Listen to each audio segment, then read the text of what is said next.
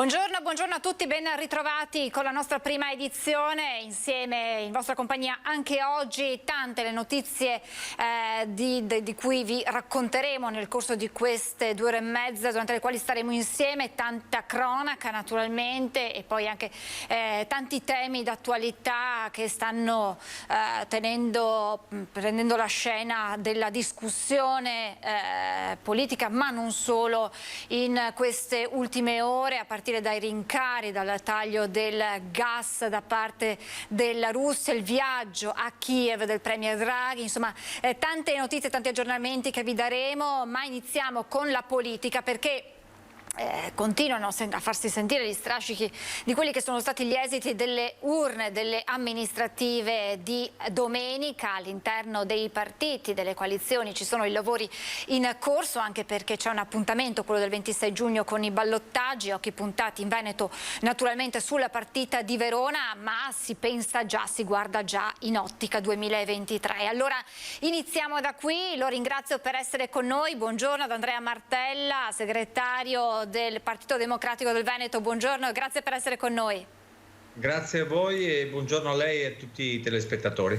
Allora, noi avevamo già avuto modo di sentirla proprio con i risultati appena usciti dalle urne lunedì e naturalmente era un commento positivo quello che riguardava il Partito Democratico, perché l'esito delle urne ha dato insomma soddisfazione per i democratici dall'esito proprio delle amministrative. Direi di sì, noi abbiamo avuto un importante risultato sul territorio. Abbiamo conseguito risultati significativi, come si sa, con la rielezione del sindaco Giordani a Padova e con il ballottaggio a Verona, con un'affermazione molto importante di Damiano Tommasi che ci fa ben sperare in vista del secondo turno. E poi abbiamo avuto anche risultati in altre realtà importanti, in comuni sopra i 15.000 abitanti, come Mira, come Mirano, come Abano. Ce la giochiamo in altri comuni al turno di ballottaggio, come Feltre, come Tiene, e naturalmente non nascondo anche che abbiamo avuto un risultato meno buono del previsto a Belluno, dove il fatto di non essere stati uniti nella coalizione ci ha portato ad un risultato che potevamo sicuramente fare in modo fosse diverso. Insomma, mi pare che siano tutti segnali positivi che indicano che il PD può riprendersi, ricostruire, rinascere anche dalle città e dai centri urbani.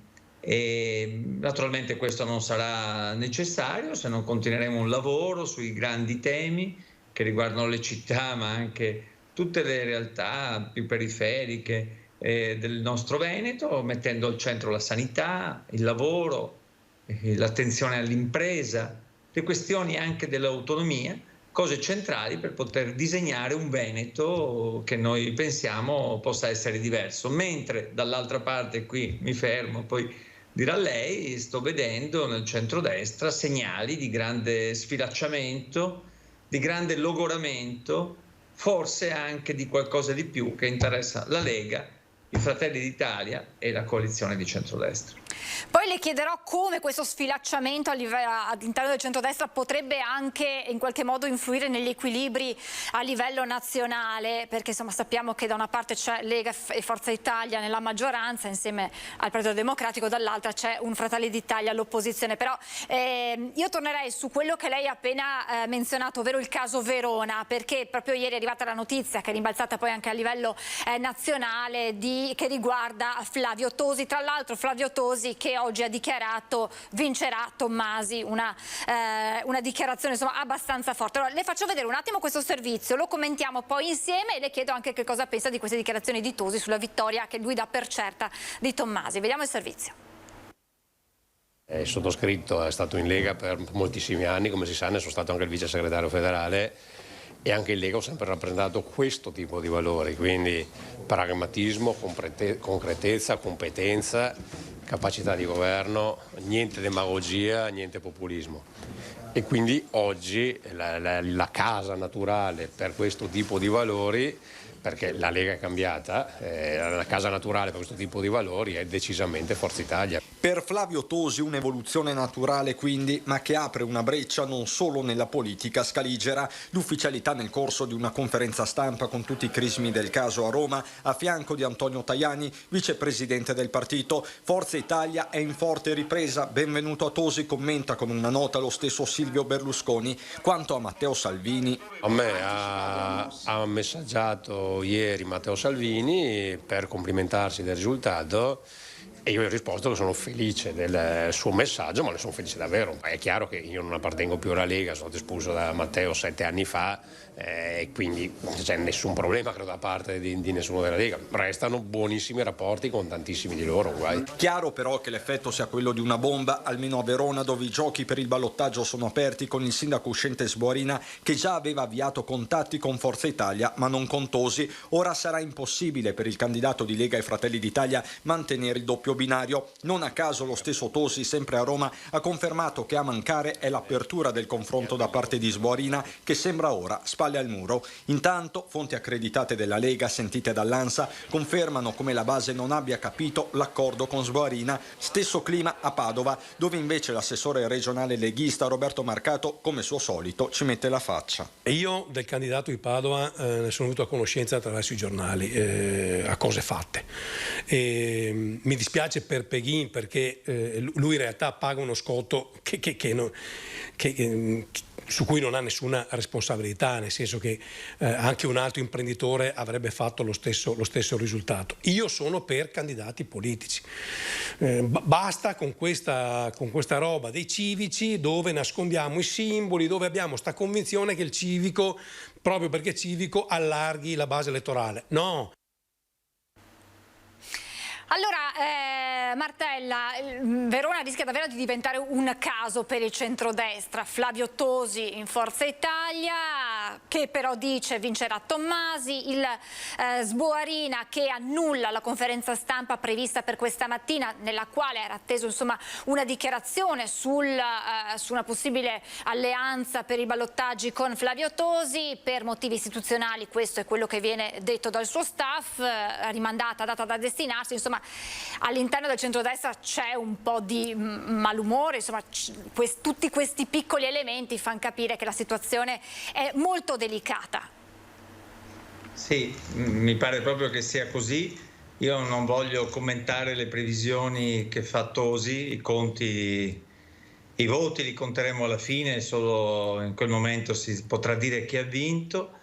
Mi limito a dire che mentre dall'altra parte danno questo spettacolo fatto di tessere, di accordi, di incontri, di palazzi veronesi e romani, in palazzi veronesi e romani, Damiano Tommasi con la sua forza tranquilla si sta rivolgendo alla città, farà delle passeggiate in tutti i quartieri delle città, incontrerà gli elettori, dirà la sua proposta per Verona e perché si può rivolgere al futuro e ad una voglia di cambiamento. Ecco, mi limito a dire questo. Per quanto riguarda il centrodestra, insomma, mi pare che siamo dopo queste elezioni davanti ad un affanno vero e proprio, in un Veneto che non è più a guida leghista ma di Fratelli d'Italia.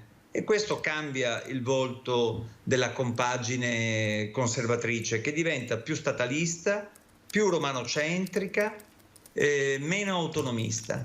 E credo che il combinato disposto tra l'appannamento del governatore, il logorio di questi lustri di potere e il sorpasso di Fratelli d'Italia determinerà contraccolpi nel centrodestra. Ma questo naturalmente lo vedremo dopo questi giorni e non c'è dubbio che il passaggio veronese, come lei ha detto, sarà molto importante. Quindi dopo il 26 giugno potrebbe esserci una discussione anche a livello nazionale all'interno del centrodestra? Lei si aspetta questo? Senza dimenticare che ci sono malumori anche all'interno della stessa Lega sulla gestione salviniana. Mi aspetto questo perché vedo che ci sono dei malumori all'interno del centrodestra a livello nazionale e anche in Veneto, e vedo che ci sono dei dissapori anche all'interno della Lega. Se leggo le dichiarazioni anche di alcuni esponenti leghisti e anche quelle che abbiamo appena sentito, fanno prevedere che ci possa essere un confronto. Non so se questo confronto andrà fino in fondo, non so se la prossima scadenza sarà quello di un confronto interno in tempi rapidi o se invece tutto verrà rimandato alle elezioni politiche. Penso che sarà così. In ogni caso, questi sono discorsi che riguardano gli altri. Io so bene che devo parlare per la mia responsabilità, cioè quella di un PD che a livello regionale e a livello nazionale si vuole far trovare pronto per le elezioni regionali e per quelle politiche. Ecco, anche perché nel 2023 ci sono degli appuntamenti importanti per le politiche sicuramente, ma anche per le amministrative. Ci sono città molto importanti, pensiamo a Treviso, e proprio il segretario provinciale del PD di Treviso diceva: noi puntiamo ad essere la vera alternativa in un centrodestra che discute, che cerca di riunirsi, eccetera. Noi come PD invece ci presenteremo compatti per dare delle risposte sicure e certe ai cittadini. Sì, adesso lasciamo passare questo turno elettorale molto importante con Verona e poi ci occuperemo di Treviso e poi ci occuperemo di Vicenza, e ho molta fiducia nelle scelte che potremo fare. Abbiamo dei gruppi dirigenti di persone giovani e capaci sia a Treviso che a Vicenza. Sono sicuro che sapremo fare le scelte migliori. Come ho detto, la rinascita del PD e anche la creazione di un'alternativa credibile, di una proposta riconoscibile alle prossime elezioni regionali passa anche dal ruolo delle città, e quindi ci dedicheremo la massima attenzione. Lasciamo per un attimo insomma la vicenda amministrativa e i prossimi appuntamenti elettorali, vediamo a quelle che sono le notizie di cui si parla in queste ore. Preoccupa l'annunciato taglio del 15% del gas all'Italia da parte di Mosca, preoccupa in vista dell'inverno, ma sacrifici già richiesti per questo periodo estivo con l'utilizzo dei condizionatori eccetera. Insomma, diciamo che quella che era stata una minaccia ora si sta concretizzando con questo primo taglio, e naturalmente insomma si cerca ora a livello nazionale di dare delle risposte proprio in vista della stagione invernale, che è quella che preoccupa di più i cittadini. Sì, certo, non c'era da sorprendersi che la Russia avrebbe poi usato l'arma del ricatto energetico, e così è avvenuto. Devo dire che l'Italia ne era consapevole, tant'è che il governo si era mosso con anticipo per cercare forniture alternative e accelerare sui processi di transizione energetica che possano portare verso un'indipendenza rispetto all'approvvigionamento russo, un'indipendenza che non si ha in tempi rapidissimi, ma le fonti si stanno diversificando anche con accordi con altri paesi. Si deve puntare molto anche sull'energia prodotta dalle fonti diciamo rinnovabili, semplificando le procedure per poterle realizzare. Insomma, devo dire che noi credo non avremo un problema rispetto a queste scelte della Russia adesso, ma è sicuramente necessario continuare in quel processo di transizione energetica che ci porti ad essere autonomi dal ricatto russo. C'è un altro dato che preoccupa, è quello reso noto ieri dall'Istat. Ci sono circa 6 milioni di famiglie italiane in povertà assoluta, è un dato molto molto alto che inquadra la situazione, che rischia poi con una crisi che potrebbe continuare visto la situazione anche geopolitica, potrebbe appunto aggravarsi questa situazione. Sì, era prevedibile che della pandemia in questi anni cristallizzasse in un certo modo il quadro complessivo di disagio sociale e di povertà. Ed è altrettanto vero che sono state messe in campo misure da parte del governo che hanno attutito almeno in parte questo impatto. Ora, le conseguenze economiche del conflitto in Ucraina rischiano di influire negativamente sulle condizioni di molte famiglie, e quindi bisogna prestare molta attenzione. Ci sono stati già 2 interventi, 2 decreti del governo di circa 16 miliardi complessivi, e ora sono al vaglio altre misure per ridurre l'impatto negativo sui costi energetici e su altre variabili che possono far ulteriormente salire l'inflazione, che possono determinare appunto una crisi economica in termini anche di recessione. Quindi l'impegno deve essere questo, per tutelare il potere d'acquisto delle famiglie, tutelare il potere d'acquisto di salari e pensioni, e per noi questa sarà una priorità. E naturalmente dobbiamo avere molta attenzione agli interventi necessari per contrastare la povertà e anche agli interventi necessari per rendere il lavoro meno povero, meglio pagato e più dignitoso. Ed è uno degli impegni che il governo e anche naturalmente il PD intende prendere fino in fondo. Noi non piantiamo bandierine su questo o quel tema come fanno altre forze politiche, come fa principalmente la Lega. Cerchiamo di indicare delle soluzioni che possano rendere meno duro l'impatto di questa situazione per le famiglie, le imprese, i cittadini e i lavoratori italiani. Guerra in Ucraina, oggi si segna una giornata importante, sono arrivati in Ucraina il Premier Draghi insieme al Presidente Macron.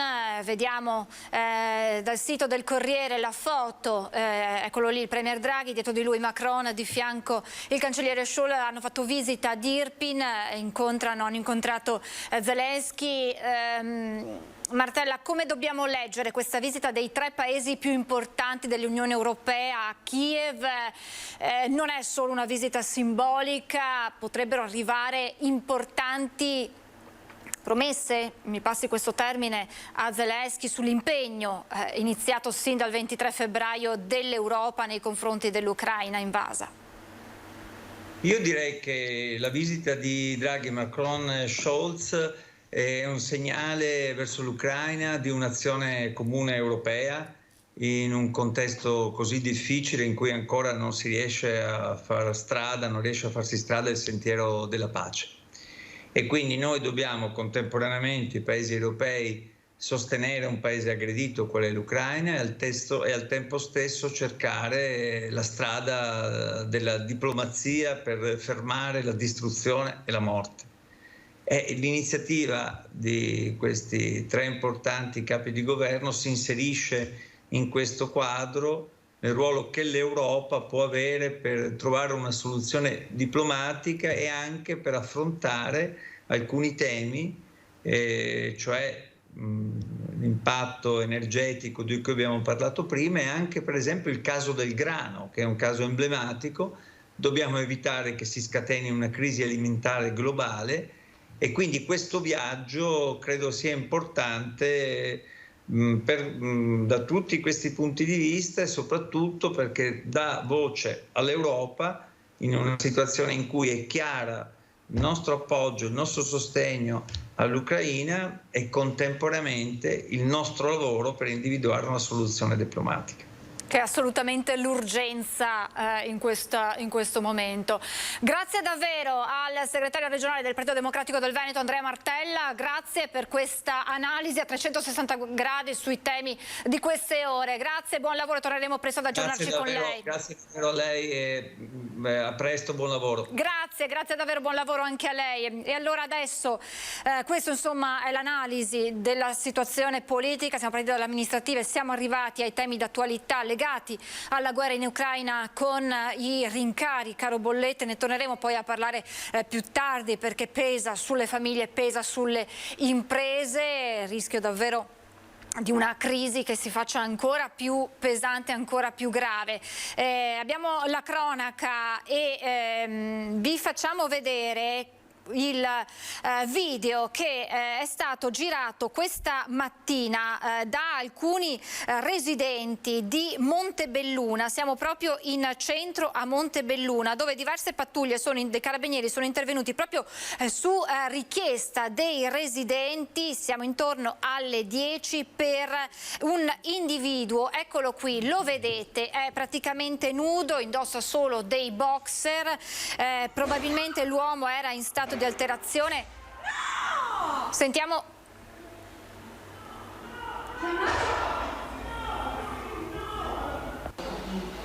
Eccolo qui, lo avete visto, avete sentito anche le urla, quel no gridato da alcuni passanti che sono subito prontamente intervenuti cercando di fermare l'uomo, probabilmente in stato di alterazione psicofisica. Ha avuto un alterco con il titolare di un esercizio pubblico poco distante dal municipio di Montebelluna. Successivamente è uscito dal locale semisvestito, lo avete visto, e lo avete visto che ha preso in mano questo tavolino e lo ha scagliato, poi il tavolino si è rotto, l'ha scagliato, qua lo vedete, contro la vetrina del locale, staccando poi anche gli striscioni di un palco allestito nelle vicinanze. Una volta bloccato dai militari dell'Arma, il soggetto è stato condotto in ospedale dai sanitari del SUEM, nel frattempo intervenuti.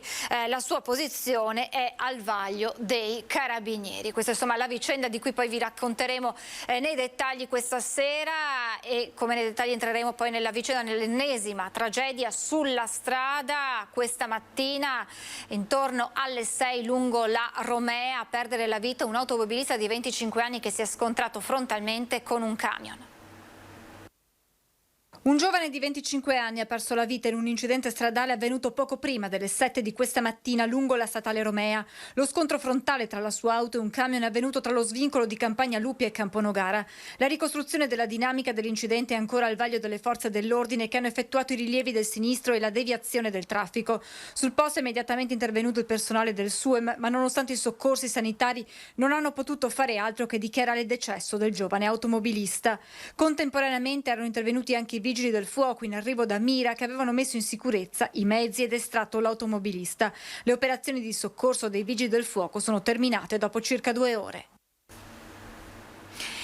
E adesso dovremmo essere in grado di collegarci tra pochi istanti con Venezia, perché c'è stato un importante incontro dei sindaci del litorale veneto in un summit del mare Costa Veneta Green Lab. La stagione estiva è alle porte, i sindaci del litorale si sono riuniti per questo incontro molto importante di cui ci parla il nostro Federico Fusetti. Buongiorno Federico, buongiorno alla tua ospite.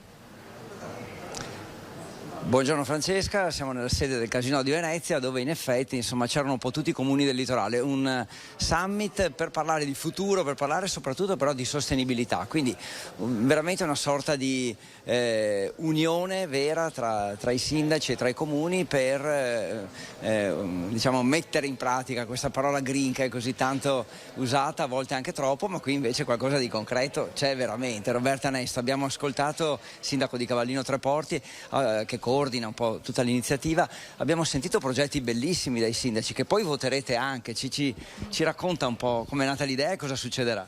L'idea è nata perché bisogna coinvolgere le comunità dei comuni turistici sono formate da residenti e da ospiti. Se riusciamo a calare i nostri progetti sulle nostre comunità, che vengano coinvolte, che siano proprio degli attori di questi progetti, si riesce a fare qualcosa, altrimenti sono iniziative astratte, teoriche, che non hanno ricadute concrete. Quindi l'idea nasce proprio per attualizzare questo tema importante della sostenibilità, turismo sostenibile, turismo green, i 17 goals dell'agenda ONU 2030.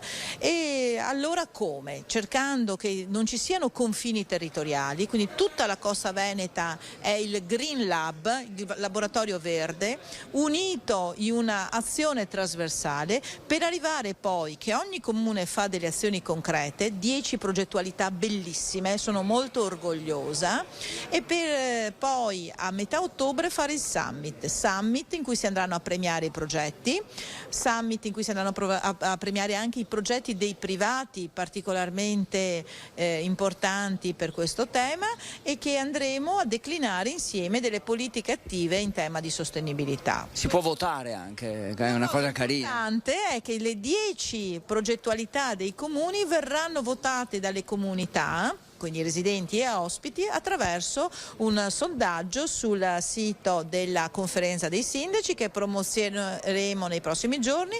La votazione si aprirà il giorno 29 di giugno, si chiuderà il 30 di settembre e avremo disponibili da 1 a 10, quindi ogni progetto potrà ricevere 1 o più voti, ovviamente votate, perché è importante conoscere quello che il Green Lab della Costa Veneta sta facendo. Abbiamo sentito parlare di autobus elettrici da Venezia, di raccolta di rifiuti da parte dei turisti, per esempio a Porto Viro avranno l'attrezzatura per raccogliere proprio i mozziconi di sigaretta. Insomma, abbiamo sentito amministrazioni, ma anche il coinvolgimento dei turisti e progetti che probabilmente hanno anche stuzzicato la fantasia dei sindaci, li hanno, tra virgolette, costretti insomma a inventarsi cose belle. In realtà io oso dire che i sindaci hanno solo messo a regia dei progetti che già avevano, quindi perché molto spesso si fanno le cose ma non si ha il tempo di comunicare adeguatamente, e questa è una grande opportunità, perché questo è un progetto con Regione Veneto, alcune risorse importanti sono state date da Regione Veneto, quindi ringraziamo l'assessore Calzavarra, ringraziamo tutto il coinvolgimento dello staff di Regione Veneto, perché così riusciamo anche a comunicare, perché è importante fare ma anche sensibilizzare, e la comunicazione serve proprio a questo. Ultimo flash. È un'operazione che costa molto, oppure insomma anche no, cioè, che è la cosa forse più bella? Allora i sindaci fanno le proprie azioni che avrebbero comunque fatte, quindi sono già finanziate, sono già in fieri, quindi siamo assolutamente quello che costa è l'attività di comunicazione, di promozione e l'evento finale, quindi diciamo che è un progetto che è anche molto economico, ma è la forza di questo progetto è la condivisione e far rete e comunicarlo. Grazie Francesca, se non hai altre domande. Grazie davvero Federico e grazie al sindaco per questo, insomma, queste Grazie a novità. Roberta Nesto, sindaco di Cavallino Tre Porti. Grazie Federico, grazie al sindaco Nesto. Importanti novità dunque per questa stagione balneare, poi questo summit ad ottobre dei sindaci della nostra Costa Veneta, che quest'anno è pronta a ripartire alla grande con restrizioni ormai ridotte al minimo, se non, anzi oggi 15 giugno insomma decadono anche gli ultimi obblighi di mascherine, salvo per il trasporto pubblico, per ospedali d'RSA, ma insomma si torna davvero alla normalità che passa naturalmente attraverso la stagione estiva, pronta a ripartire naturalmente proprio sulla Costa Veneta con le novità di cui ci ha parlato Federico Fusetti. Adesso noi ci fermiamo, c'è la pubblicità, torniamo tra pochissimo per altre notizie di cronaca e non solo, tra poco.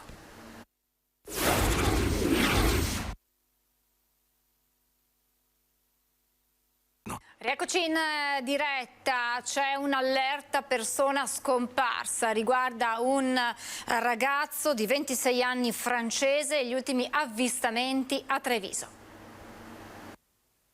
Esce dall'ospedale di Treviso e scompare nel nulla. Sono giorni, ore d'angoscia per Jolie Exos, 26enne di origini francesi, di cui si sono perse letteralmente le tracce. L'allerta con il passare dei giorni è diventata generale per questo giovane che si trovava nella Marca per sottoporsi a delle cure mediche. Dopo essere uscito da solo a piedi dall'ospedale Cafoncello, il 26enne si è come volatilizzato, lasciando nella disperazione chi lo conosceva. Il ragazzo potrebbe essere salito su un treno dopo aver raggiunto la stazione del capoluogo della Marca. In tasca non aveva il suo cellulare. Immediata la denuncia di scomparsa dei genitori in questura Treviso, che si sono poi rivolti anche alla trasmissione TV Chi l'ha visto. Si tratterebbe, stando ai primi riscontri degli inquirenti, di un allontanamento volontario, non il primo tra l'altro. Viste le condizioni di salute del 26enne, i familiari che si sono appoggiati al legale trevigiano Fabiana Biasetto sono molto preoccupati e temono che possa trovarsi in difficoltà.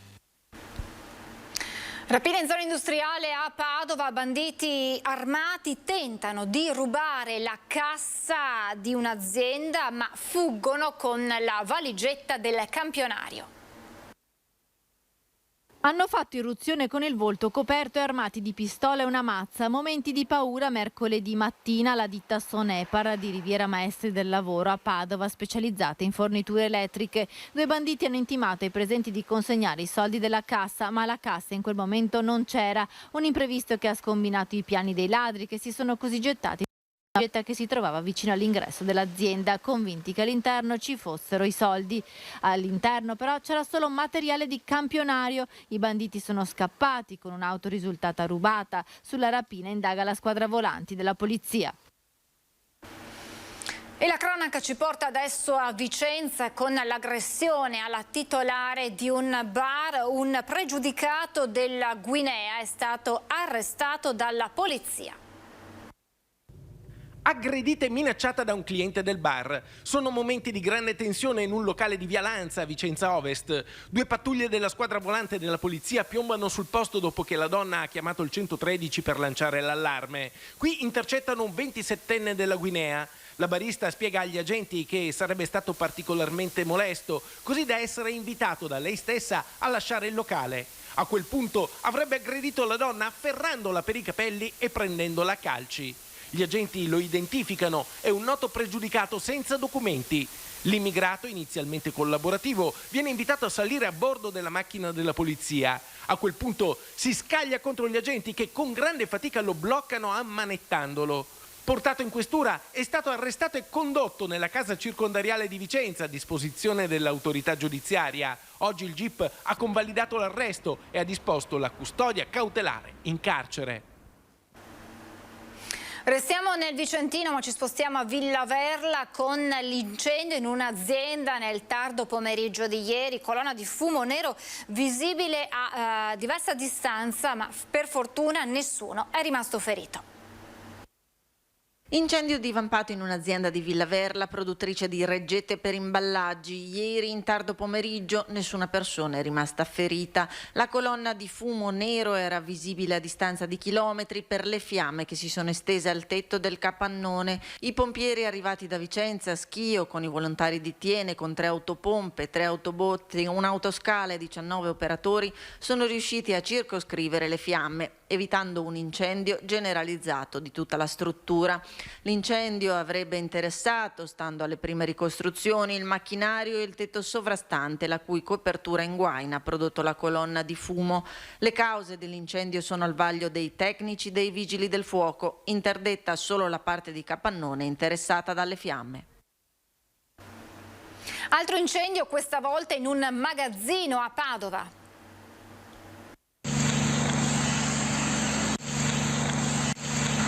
Rogo nella notte tra mercoledì e giovedì in via Pediano a Padova.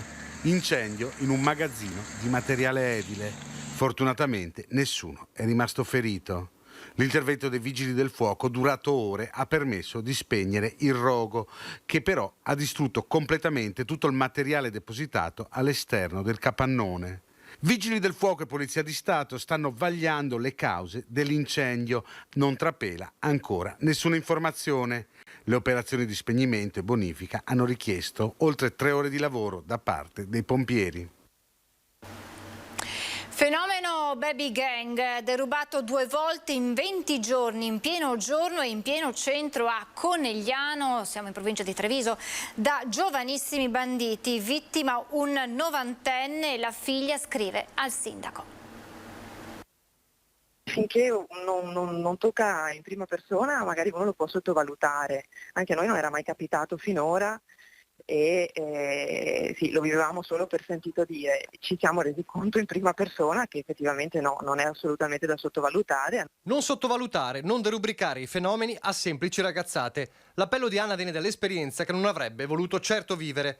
A parlare la figlia di un imprenditore 90enne di Conegliano che preferisce mantenere l'anonimato e che in appena 20 giorni in pieno centro, in pieno giorno, si è visto sottrarre ben 2 volte il telefono cellulare da giovani balordi nordafricani. Scippi velocissimi, quasi un accanimento nei confronti di un soggetto fragile data l'età e che è rimasto molto scosso. Mio padre sta bene fisicamente, per carità, però è spaventato anche perché insomma in pieno giorno in un quartiere che pur essendo residenziale è centralissimo, lui dice: perché devo vivere con timore le mie abitudini quotidiane solo perché sono anziano. Nel primo caso, zona di via Cadorna, ad agire è uno solo, rapidissimo, passa di fianco al 90enne, sfila il cellulare e scappa. Poi ieri mattina, a 20 metri di distanza e 20 giorni dopo, nell'area di via Padre Marco d'Aviano, 2 giovani lo avvicinano, lo superano e lo scippano. A sparire è ancora il telefono. Stavolta il contatto c'è, fortunatamente l'anziano non subisce conseguenze, ma resta la rabbia. Tanto che oltre alla denuncia ai carabinieri, la figlia scrive una lettera al sindaco Fabio Chies. Abbiamo segnalato che la gravità non sta solo nel fatto in sé, ma anche nel fatto che si sia ripetuto l'episodio e quindi insomma che ci sia, temiamo che ci sia un fenomeno, che magari ci siano gruppi di ragazzaglia che bazzicano il quartiere, vedono le persone più fragili e insomma agiscono, ecco. Cosa chiediamo? Abbiamo scritto al sindaco affinché si spera possa fare qualcosa quanto è in suo potere affinché non si ripeta. Adesso anche con l'avvicinarsi dell'estate, quindi quando la città un po' si spopola, chiaro che viviamo con un po' di inquietudine, ecco. Ieri in aula Bunker a Mestre, il processo d'appello crack popolare di Vicenza, la deposizione dell'ex manager Emiliano Giustini. Presenti anche alcuni dei truffati, le loro toccanti e drammatiche storie.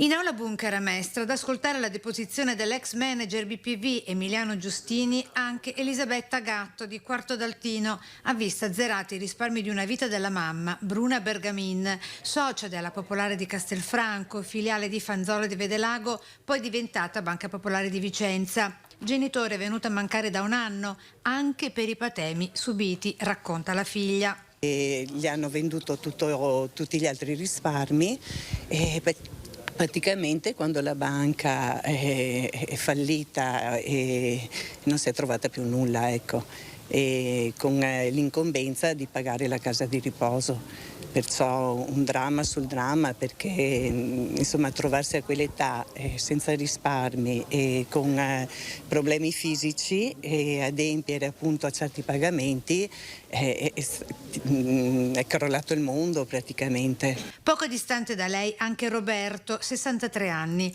commerciante di San Michele al Tagliamento, racconta come fu costretto per l'ottenimento di un mutuo importante a comprare pari azioni della banca, perdendo così 42 anni di risparmi lavorativi. E i soldi servivano sia per fare un acquisto all'asta di un immobile, sia per coprire il fido. Invece di coprire il fido ci ha fatto fare un mutuo e il mutuo ha i suoi interessi e quant'altro, oltre che acquistare le azioni. Quindi diciamo che così uno perde quello più quello, si trova col debito. Lei quanto ha perso, Roberto?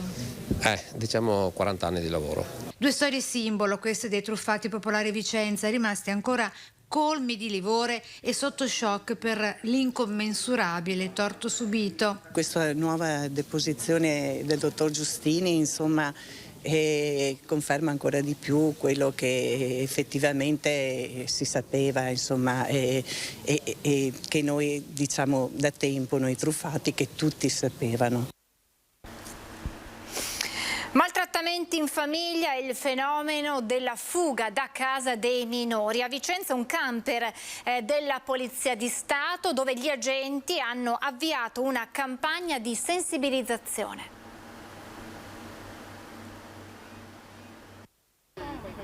In Italia sono circa 3.500 i minori che abbandonano la famiglia ogni anno, di cui 1.180 gli italiani, il 70% dei quali alla fine fa rientro a casa contro il 31% degli stranieri. A Vicenza sono 41 i minori scomparsi, per la maggior parte sono profughi ucraini, che però non risultano più presenti ufficialmente sul territorio provinciale. Per sensibilizzare l'opinione pubblica sul preoccupante fenomeno è stata lanciata una campagna informativa che punta da una parte alle famiglie e genitori e dall'altra insegnanti ed educatori. Siamo qua per sensibilizzare le persone su questo tema che spesso non viene affrontato e non ne viene parlato tanto.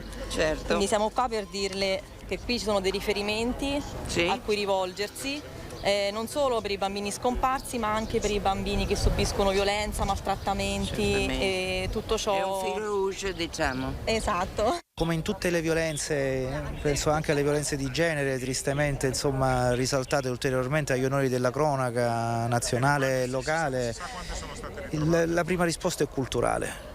Cioè non bisogna in nessun modo, come dire, dare una patente di legittimità ai prevaricatori, chi utilizzano maniere violente per in qualche modo, diciamo, affermare le proprie posizioni, le proprie idee, le proprie ragioni.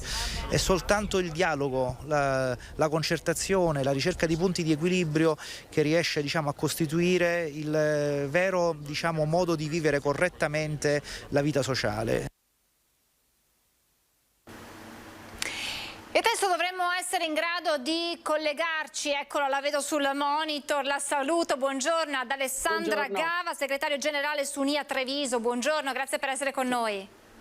Grazie a voi. Allora, partiamo da un dato di cui abbiamo parlato anche con il segretario Martello, ovvero questi 6 milioni di famiglie italiane in povertà assoluta, un dato poi che andrebbe accalato anche a livello provinciale, ma certo, insomma, la crisi avanza, tocca le famiglie, anche quelle famiglie che fino a prima, insomma, vivevano una vita normale, ora si sentono in qualche modo a rischio.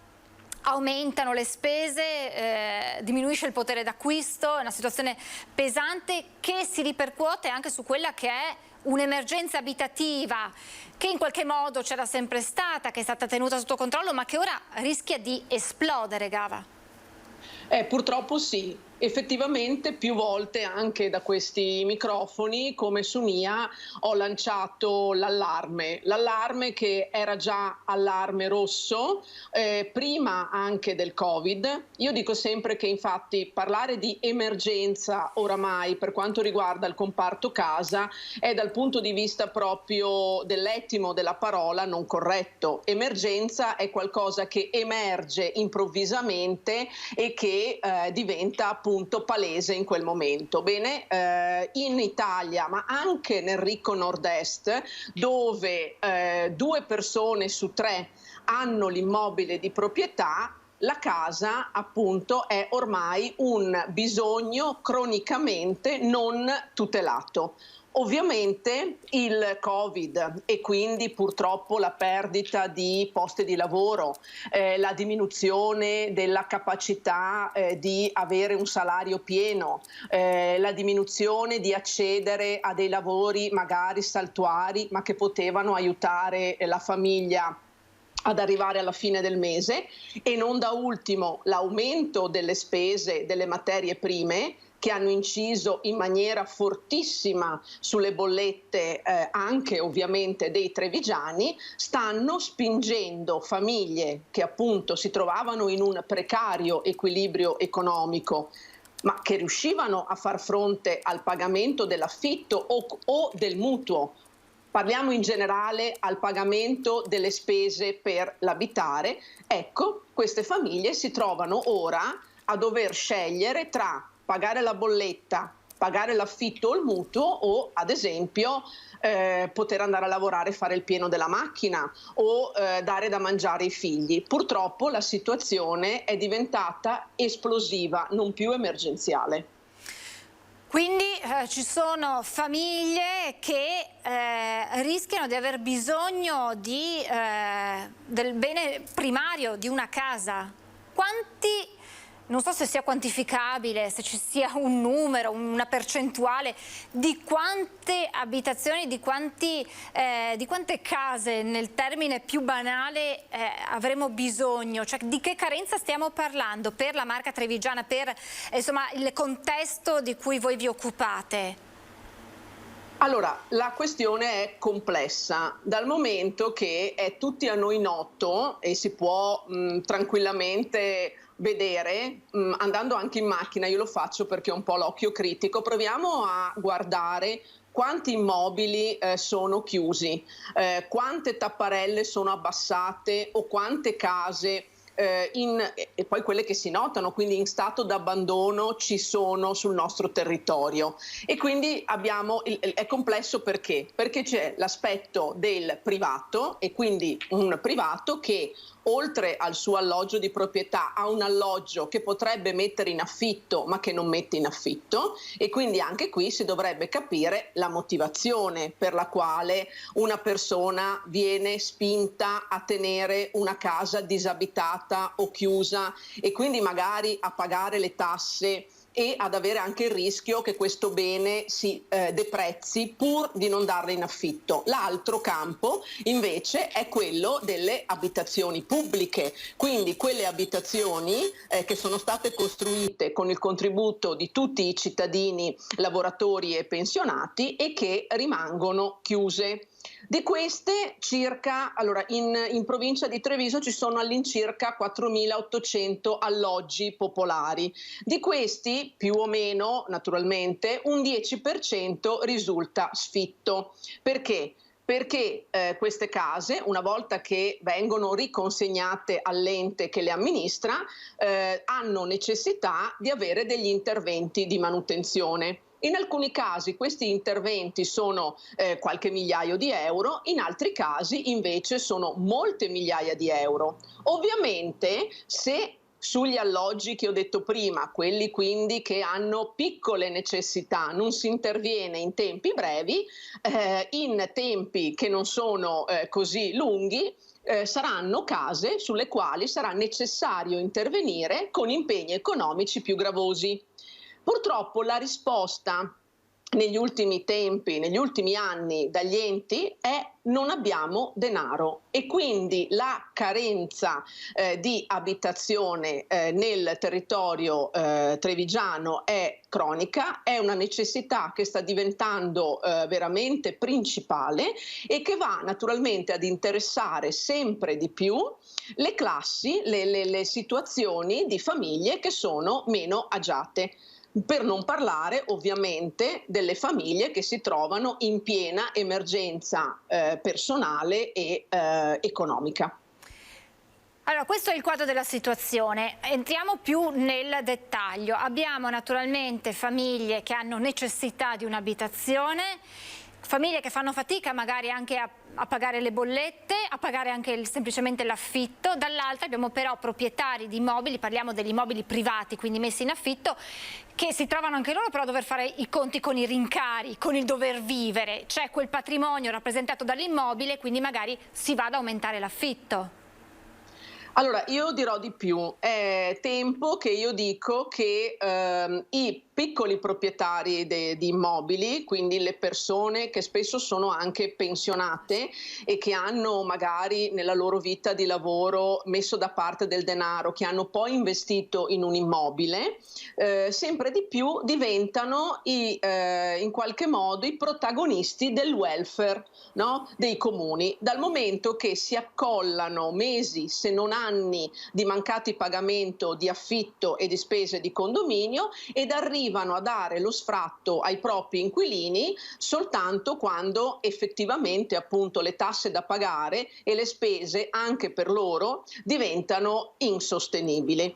Quindi una politica abitativa statale che sia al passo con i tempi e che tenga presente dei cambiamenti della società non è necessaria soltanto per i protagonisti principali, e cioè per quelle persone e per quelle famiglie che hanno necessità di un immobile, ma anche per tutte le persone che hanno un immobile di proprietà e che possono naturalmente da queste carenze sistematiche decennali vedere aumentate ad esempio le tasse oppure non avere le entrate che per legge dovrebbero avere, perché ovviamente se io sono un proprietario di un immobile e metto questa casa in affitto ho il diritto di avere ogni mese il pagamento del canone. Dall'altra parte la famiglia che è in affitto, se ovviamente non per colpa sua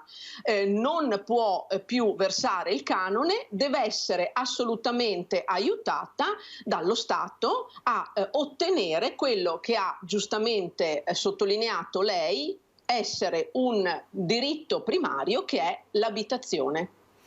Voi avete dati sulle morosità, cioè sono in aumento le situazioni di morosità, comunque insomma di cittadini che non ce la fanno a pagare l'affitto? Allora, stiamo ora insieme all'UPPI, che è l'associazione dei piccoli proprietari, valutando proprio gli ultimi dati. Abbiamo richiesto al Tribunale di Treviso i numeri, perché io non amo dare dati o commentare numeri che non ho, e quindi stiamo ora elaborando questi dati. Però la situazione, almeno quella che tocchiamo con mano giornalmente nei nostri uffici, è che il periodo non sia assolutamente dei più semplici e che stia anche toccando persone che una casa di proprietà ce l'hanno e che fanno fatica a pagare le spese di condominio. Allora, Gava, io le chiedo, però le do il tempo per pensarci, perché abbiamo la cronaca che chiede spazio, qualche storia particolare, mantenendo naturalmente la privacy, però qualcuno che è venuto a bussare al suo ufficio. Lei spesso ci ha raccontato storie di persone in lacrime che raccontavano che chiedevano il vostro aiuto per quello che voi naturalmente, il ruolo importante che avete. Le chiedo qualche storia particolare che fotografa la situazione. Prima però, se la regia mi conferma, io arrivo da lei pochi minuti, le chiedo scusa, ma la cronaca appunto chiede spazio, perché abbiamo la nostra Daniela Sizzia a Mogliano, perché c'è un'importante operazione di controllo dei carabinieri per quanto riguarda il disagio giovanile. Ne abbiamo parlato spesso nei nostri telegiornali, anche ieri è stato al centro di un vertice in prefettura. Insomma, attenzionati i luoghi più caldi, più sensibili del fenomeno del disagio giovanile, spesso semplificato nel termine baby gang, ma non è sempre così. Daniela, buongiorno a te, buongiorno a Nicoletta Rizzetto per le immagini. Buongiorno Francesca, buongiorno anche ai telespettatori. Hai detto tu, siamo a Mogliano, nei pressi di Piazza Duca d'Aosta. Lo vedete, dall'altra parte della strada c'è una pattuglia dei carabinieri, anche qua davanti c'è un'altra pattuglia. Perché? Perché è scattato proprio in questi minuti un controllo straordinario del territorio da parte dei carabinieri, e a mio fianco c'è il tenente colonnello. Intanto buongiorno, il tenente colonnello Ermanno Luigi Magistris, comandante della compagnia dei carabinieri di Treviso. Dunque, si parla di sicurezza, ne abbiamo parlato ieri perché c'è stato un vertice in prefettura, si è parlato anche di disagio giovanile, di minori che si rendono responsabili di reati anche gravi, e l'input era stato quello di controllare, sorvegliare le zone, come hai detto tu, più calde, quelle dove ci sono più aggregazioni, quelle che sono considerate maggiormente a rischio, e soprattutto l'obiettivo è quello di tutelare le fasce più deboli, comandante, tipo le donne, i bambini, ma anche gli anziani, soprattutto gli anziani. Sì, il servizio è un servizio a largo raggio, un controllo straordinario del territorio che è stato attivato in ambito di tutta la provincia di Treviso. Si pone l'obiettivo di costituire sia un deterrente per quelli che sono i reati, oltre che di violenza, di disagio giovanile o in danno di vittime vulnerabili quali le donne, ma mi riferisco anche agli anziani, e soprattutto soprattutto in zone come questa, zone nevralgiche del territorio, attraverso i controlli rinforzati rispetto agli ordinari servizi di controllo del territorio che quotidianamente le stazioni carabinieri esprimono. Ecco, soprattutto noi siamo a Mogliano, come abbiamo detto, ed è una delle zone, un crocevia un po', perché è una zona di passaggio, quella che è tra le province, in mezzo tra le province di Treviso e di Venezia, ed è una zona dove ci sono stati diversi reati, diverse aggressioni, lo ricordiamo, anche danni degli anziani, e gli anziani sono davvero quella fascia che è più da tutelare. Esattamente, poi soprattutto in questo periodo dell'anno in cui si sta più tempo all'aperto, nel periodo estivo, ecco, è l'occasione purtroppo per gli anziani di ritrovarsi ad imbattersi in quello che è ormai uno schema piuttosto consueto, di una donna magari appariscente che si presenta con una scusa banale, cerca il contatto fisico per magari un saluto, una carezza, un abbraccio, con movimenti veloci, repentini, sottraggono al malcapitato la collana piuttosto che il portafogli. Peraltro gli anziani in quelle circostanze, le vittime, non si accorgono neppure nell'immediatezza di quello che è successo, ma lo realizzano dopo. Ecco, questi servizi servono per, come dire, rafforzare ancora di più la presenza sul territorio e lanciare anche un messaggio di rassicurazione a tutti e soprattutto ovviamente alle vittime e alle fasce deboli di potersi rivolgersi in qualsiasi circostanza alle forze dell'ordine, in questo caso componendo semplicemente il 112 per un tempestivo nostro intervento. Ecco, noi ci siamo spostati perché oltre alle pattuglie in auto, adesso ve li facciamo vedere perché ci sono anche i carabinieri che sono in moto. Questo, insomma, quanti uomini avete messo in campo? Beh, oggi sono presenti, consideri che sono presenti militari su tutto il territorio, quindi siamo sull'ordine di 60-70 unità su tutto il territorio provinciale. In questo caso abbiamo un dispositivo di posto di controllo costituito dalla pattuglia della locale stazione di Mogliano Veneto con l'autoradio e una pattuglia di motociclisti del nucleo radiomobile della compagnia di Treviso. Diciamo un dispositivo che consente anche interventi più dinamici, se vogliamo, in caso di necessità immediata, soprattutto in quelle aree, in quelle vie diciamo non particolarmente spaziose dove le autoradio hanno maggiori difficoltà ad intervenire. Ci troviamo a Mogliano Veneto, un territorio in cui c'è un'ampia collaborazione con l'amministrazione comunale. Mi viene in mente all'ampio sistema di videosorveglianza che è già presente ma che sappiamo è in fase di ulteriore potenziamento, che costituisce valido, preziosissimo ausilio di polizia nell'ambito delle indagini per qualsiasi forma di reato. Ecco, sappiamo infatti che, ci dicevano anche gli amministratori, è stato implementato tutto il sistema di videosorveglianza proprio per garantire la sicurezza in questo territorio. Certo, è importante sia la videosorveglianza tout court che i sistemi di lettore targhe che attraverso degli alert che arrivano direttamente agli operatori consentono di poter intervenire anche nell'immediatezza. Ecco, comandante, ieri il prefetto diceva, insomma, c'è uno strumento che è quello del DASP urbano e bisogna adottare questo strumento per garantire anche maggiore sicurezza e dare sicurezza ai cittadini ed allontanare quelle persone, insomma, in determinate zone. Sì, siamo molto attenti sul tema del disagio sociale, sugli eventi che si sono verificati nell'ambito della provincia di Treviso. Sono già stati attivati in passato e continueranno ad essere perseguiti provvedimenti di questo tipo d'intesa con le amministrazioni comunali sul territorio.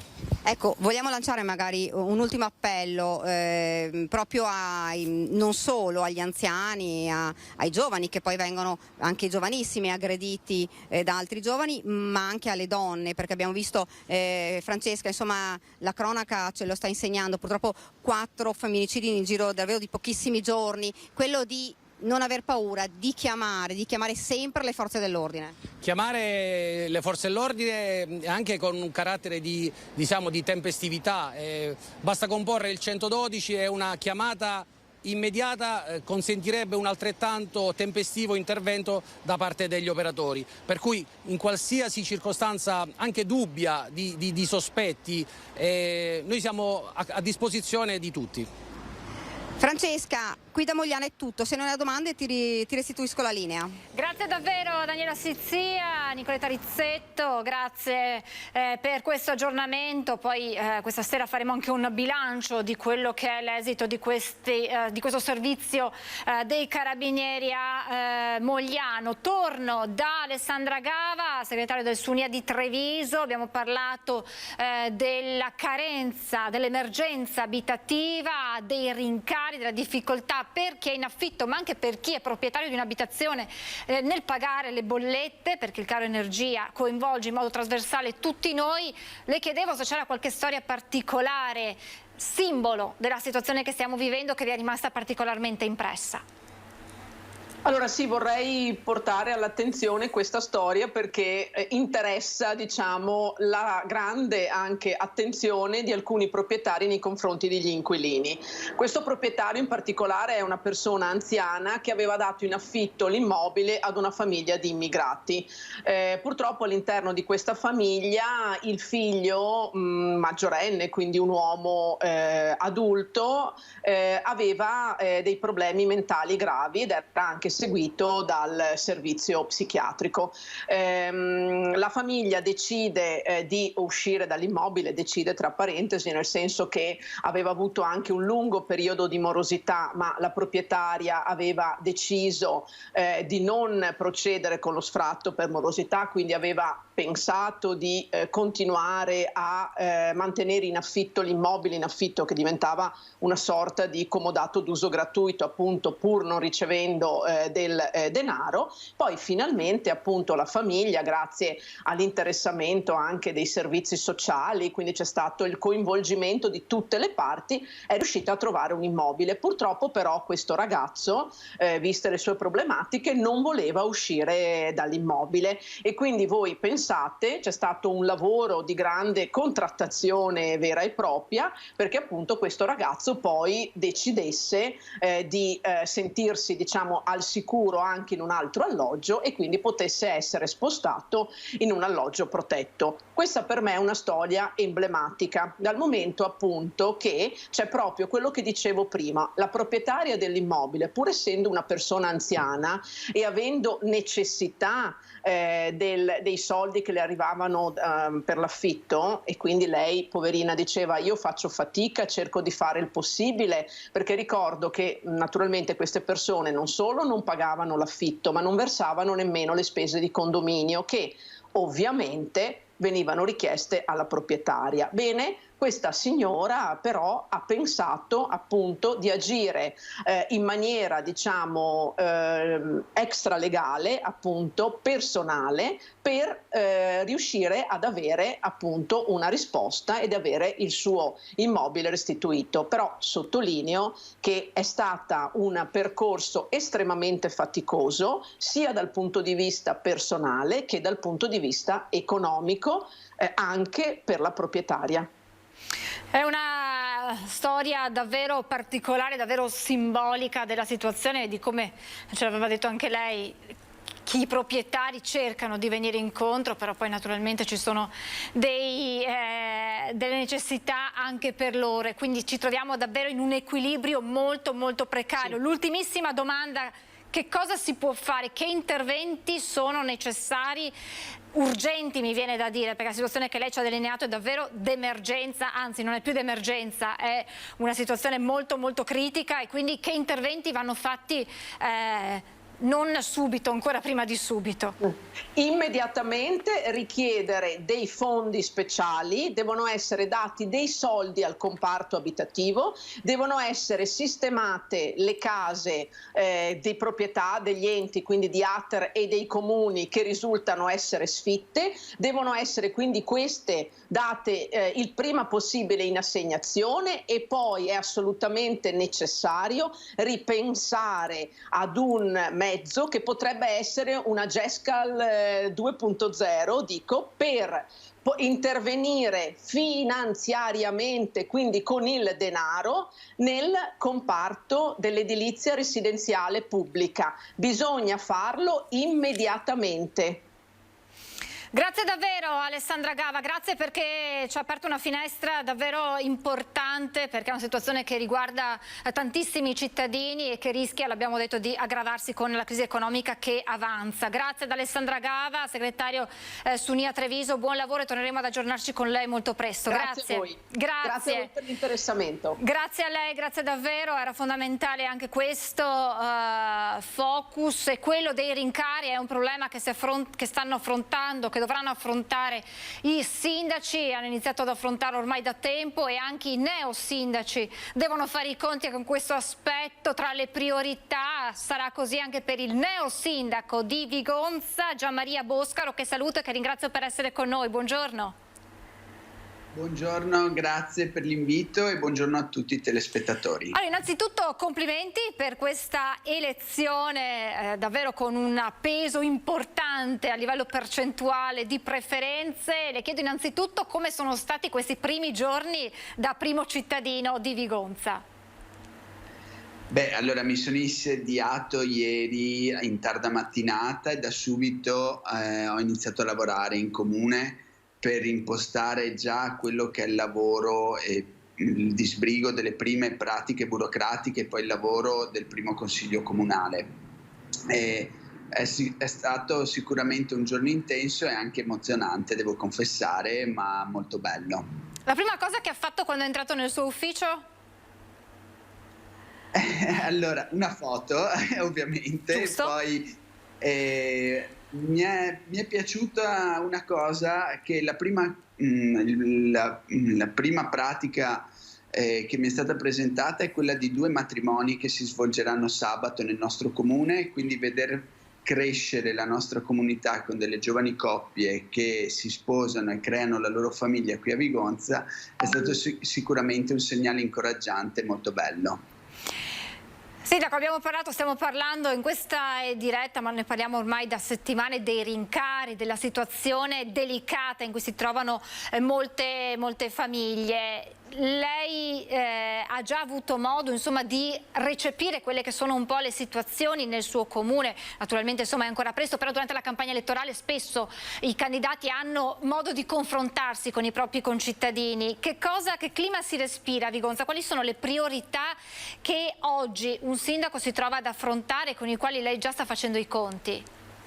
Allora, sicuramente la questione dei rincari avrà un impatto decisivo non solo sulle famiglie, ma proprio anche sull'ente comunale. Infatti l'aumento dei costi ci obbligherà a fare delle scelte e fortunatamente aprirà, perché io penso sempre che da una crisi nascano delle opportunità, anche all'opportunità di efficientare determinati servizi e per ridurre i costi dell'energia e del gas e quindi ammodernare anche con degli investimenti le strutture. E dall'altro versante c'è sicuramente un tema sociale. Durante la campagna elettorale ho avuto modo di confrontarmi con diverse famiglie, devo dire, ahimè, di tutte le età, dai pensionati che fanno fatica a arrivare a fine mese grazie o a causa dell'aumento delle bollette, alle giovani coppie che magari hanno paura di allargare la loro famiglia proprio per questo tema.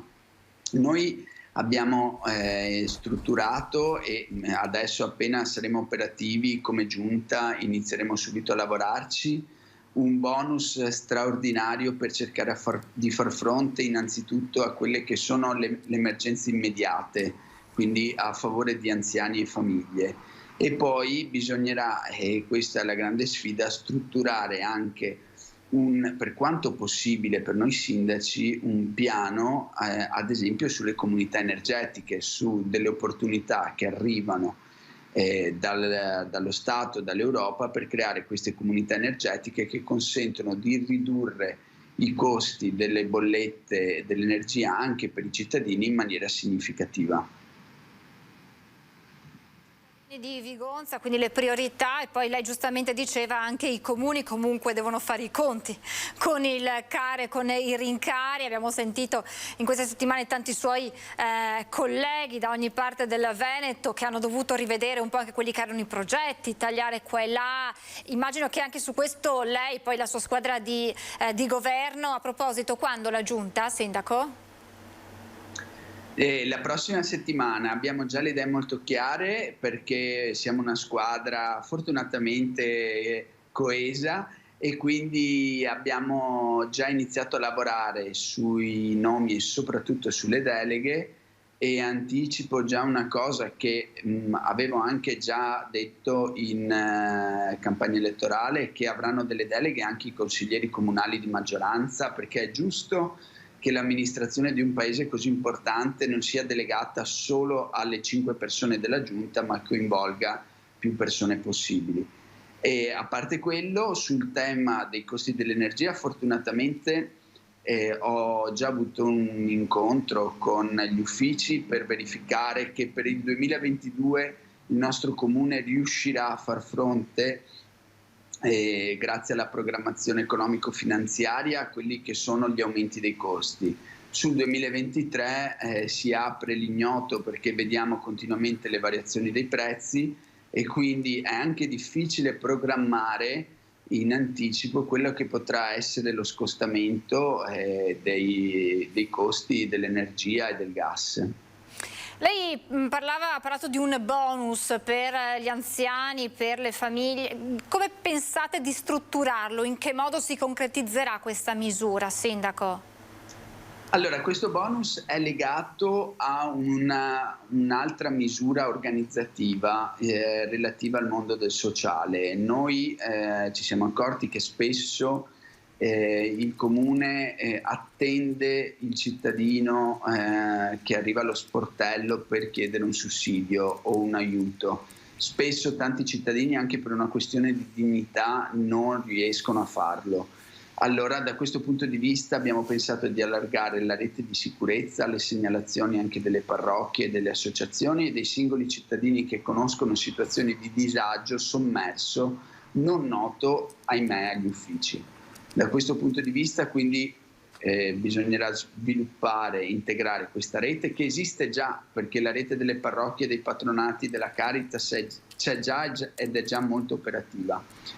E in base a quello identificheremo una graduatoria, perché ahimè quando si ha a che fare con risorse limitate bisogna fare una graduatoria, partendo appunto dando priorità a chi ha dei figli, soprattutto piccoli e è in difficoltà, e alle persone anziane che hanno una situazione di disagio. Sindaco, queste le priorità, poi quali saranno gli interventi, i settori sui quali in questi 5 anni di sua amministrazione andrete ad intervenire? Interventi molto concreti su 3 settori che abbiamo individuato, anzi 4, oltre al sociale, che abbiamo individuato come settori dove ci sono delle carenze che vanno migliorate e dove si rischia talvolta di finire nell'emergenza. Il primo è il tema della sicurezza. Oggi noi abbiamo già proposto in campagna elettorale delle azioni concrete per sviluppare un piano della sicurezza integrato, che oggi non c'è. Il secondo è quello delle manutenzioni della viabilità. Vigonza è vittima da tanti anni del traffico di attraversamento. Una prima stima addirittura identifica 8 veicoli su 10 di attraversamento, soprattutto mezzi pesanti, e quindi dobbiamo ripensare la nostra viabilità per non portare il traffico all'interno dei quartieri. Il terzo piano è quello del verde e dell'ambiente. Abbiamo avuto in questi 5 anni un taglio di 150 alberi che non sono stati adeguatamente sostituiti. L'ambiente e il verde non sono più un vezzo, ma sono una vera e propria infrastruttura urbana che va pensata e pianificata. Ed infine la cultura. Oggi abbiamo un polo culturale presso il nostro teatro, il nostro magnifico teatro, ma pensiamo che la cultura non possa essere fatta solo all'interno del teatro, ma debba essere portata nelle frazioni e nei quartieri. Noi abbiamo 7 frazioni, territorialmente anche molto distanti, e quindi il nostro intervento a livello culturale, a livello immediato, sarà quello di riprogrammare l'attività culturale portandola anche all'interno delle frazioni.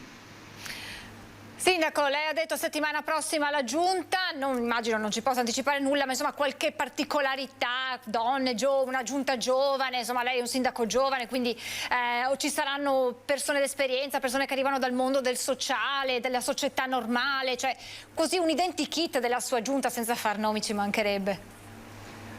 Allora, posso darvi 2 anticipazioni a livello di criteri, ecco, con cui ho impostato la mia squadra. Innanzitutto ci sarà un grande rinnovamento rispetto alle facce che vediamo a Vigonza come assessori che abbiamo visto negli ultimi 20 anni, e questo secondo me è già un primo segnale. Ci sarà sicuramente una componente giovane importante, vista anche la mia età e la mia squadra che Mi piace ricordarlo, tutta la mia squadra della mia lista Prima Vigonza, Boscaro Sindaco, è composta da giovani e quindi sicuramente avremo una componente di giovani.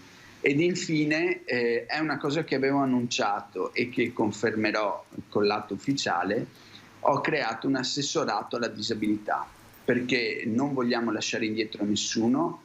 Il mondo della disabilità è un mondo vario che non può essere trattato come una sottocategoria del sociale e quindi questo tema verrà mantenuto e stiamo già lavorando su questo assessorato. Primo consiglio comunale? Troppo presto?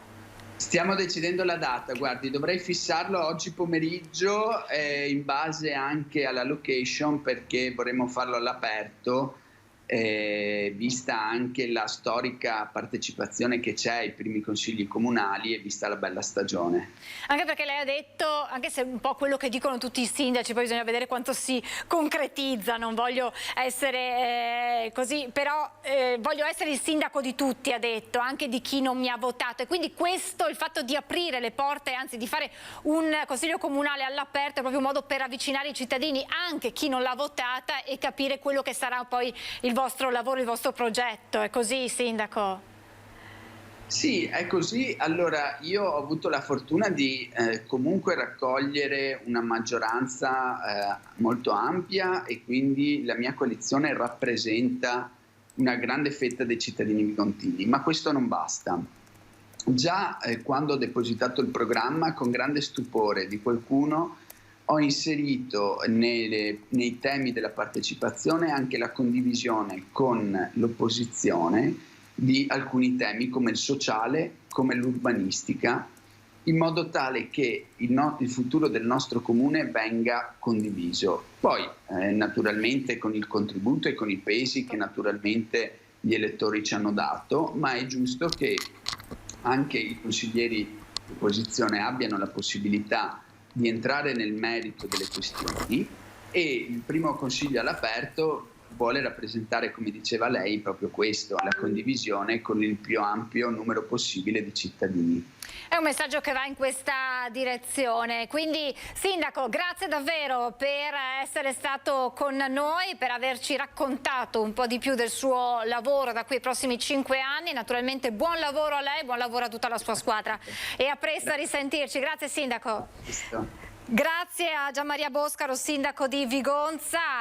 Stiamo iniziando in questi giorni a conoscere i nuovi volti delle amministrazioni neoelette nel Veneto nella tornata elettorale di domenica, e abbiamo fatto anche questa conoscenza con il sindaco di Vigonza. E adesso torniamo anzi a parlare dei rincari, anzi del taglio del gas, che poi comporterà naturalmente ulteriori aumenti dei costi. Il taglio del gas annunciato da Mosca per l'Italia per un 15%. Naturalmente, come detto, la conseguenza immediata sarà quello dell'aumento dei costi in bolletta. Categorie economiche e sindacati che sono preoccupati per quelle che saranno le ripercussioni da qui ai prossimi mesi. È una tegola, certamente ci preoccupa molto questa decisione di Gazprom di tagliare i rifornimenti, nonostante ci sia una buona notizia dall'altra parte del Mediterraneo, di questo accordo tra Egitto, Israele e Comunità Europea. Però preoccupa non solo il mondo dell'impresa ma anche delle famiglie. La notizia è stata confermata da Eni a metà mattina e ha fatto scattare l'allarme, l'ennesimo tra le imprese anche a nord-est. Gazprom, il colosso russo del gas, ha tagliato del 15% le forniture all'Italia. Resta da capire per quanto. In subbuglio in particolare il manifatturiero, dove ci sono le fabbriche più energivore.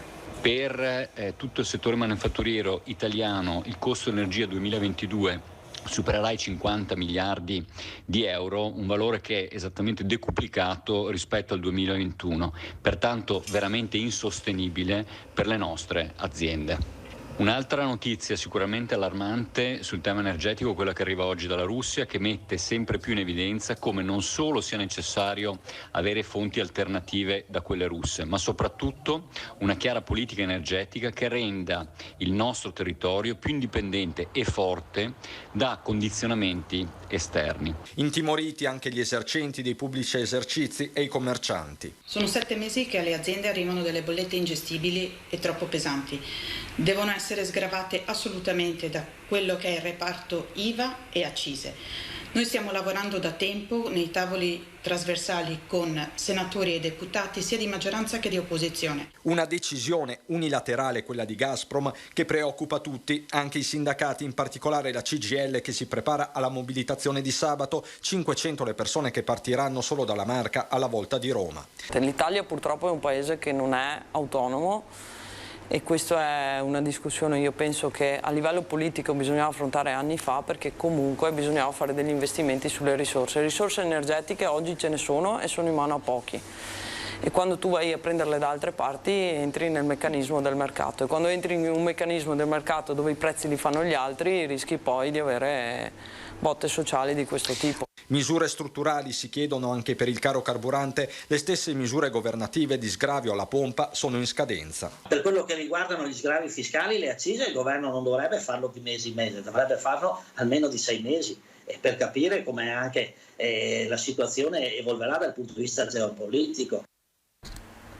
Una diffida al presidente Zaia e alla regione perché le opere compensative della Pedemontana vengano realizzate. Il comune di San Zenone degli Ezzelini passa all'attacco. I patti vanno rispettati, dice, chiedendo anche di abbattere i pedaggi della nuova arteria.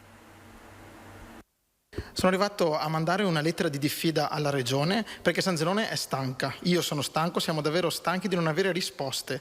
Dopo l'apertura della Pedemontana che abbiamo subito, che passa nel nostro territorio e che abbiamo dovuto accollarci nel nostro territorio. La misura è colma per Fabio Marina, sindaco di San Zenone degli Ezzelini, comune attraversato dalla superstrada Pedemontana Veneta, ma rimasto all'asciutto di opere compensative. Eppure, sostiene Marina, c'è un accordo di programma sottoscritto nel 2012 che parla tuttora chiaro e che all'epoca aveva convinto il comune a ritirare il contenzioso avviato al TAR proprio sugli interventi di mitigazione. Più di 10 anni fa era previsto il tratto ben più sotto di San Zenone, ma grazie a un accordo di programma è stato deciso che la Pedemontana passasse a San Zenone. In questo accordo di programma erano previste una serie di opere compensative per San Zenone. Vedi ad esempio la riqualificazione di tutto il centro del nostro territorio, vedi la rotatoria che deve essere realizzata all'altezza del municipio. Opere da circa 5 milioni di euro che riguardano anche le frazioni, progetti predisposti con il supporto di Veneto Strade ma rimasti sulla carta per carenza di fondi. Solo una frase: non ci sono soldi e mai nulla di ufficiale. Da qui la mossa eclatante di Marin, una diffida inviata a Palazzo Balbi da uno studio legale. Dove diamo un tempo massimo, logicamente, per convocare questa conferenza di servizi, altrimenti procederemo ancora per vie legali. Quindi chiederete i danni? Chiederemo i danni, sì. Chiederemo i danni, chiederemo che le opere siano realizzate, perché è questo, ma non è un capriccio di San Zenone, è davvero, San Zenone ormai è martoriata, Carainati principalmente è stata martoriata, purtroppo anche da errori che sono stati fatti nella realizzazione di alcune opere attinenti alla Pedemontana. Ma ci sono anche altre due richieste. La prima è integrare il nome del casello di Riese con quello di San Zenone come indicato fin dal 2011. Secondo, di sicuro più pressante, vista l'inflazione record, la riduzione dei pedaggi, almeno per i residenti. È inutile volere una strada così utile ma con pedaggi così alti. Le persone logicamente fanno fatica a prenderla perché costa troppo, le aziende ne rimettono, per cui bisogna dare una mano anche su questo, nella riduzione dei pedaggi. È il momento di fermarci, abbiamo la pubblicità e poi torniamo in diretta con ancora nuovi ospiti e nuovi aggiornamenti. A tra poco.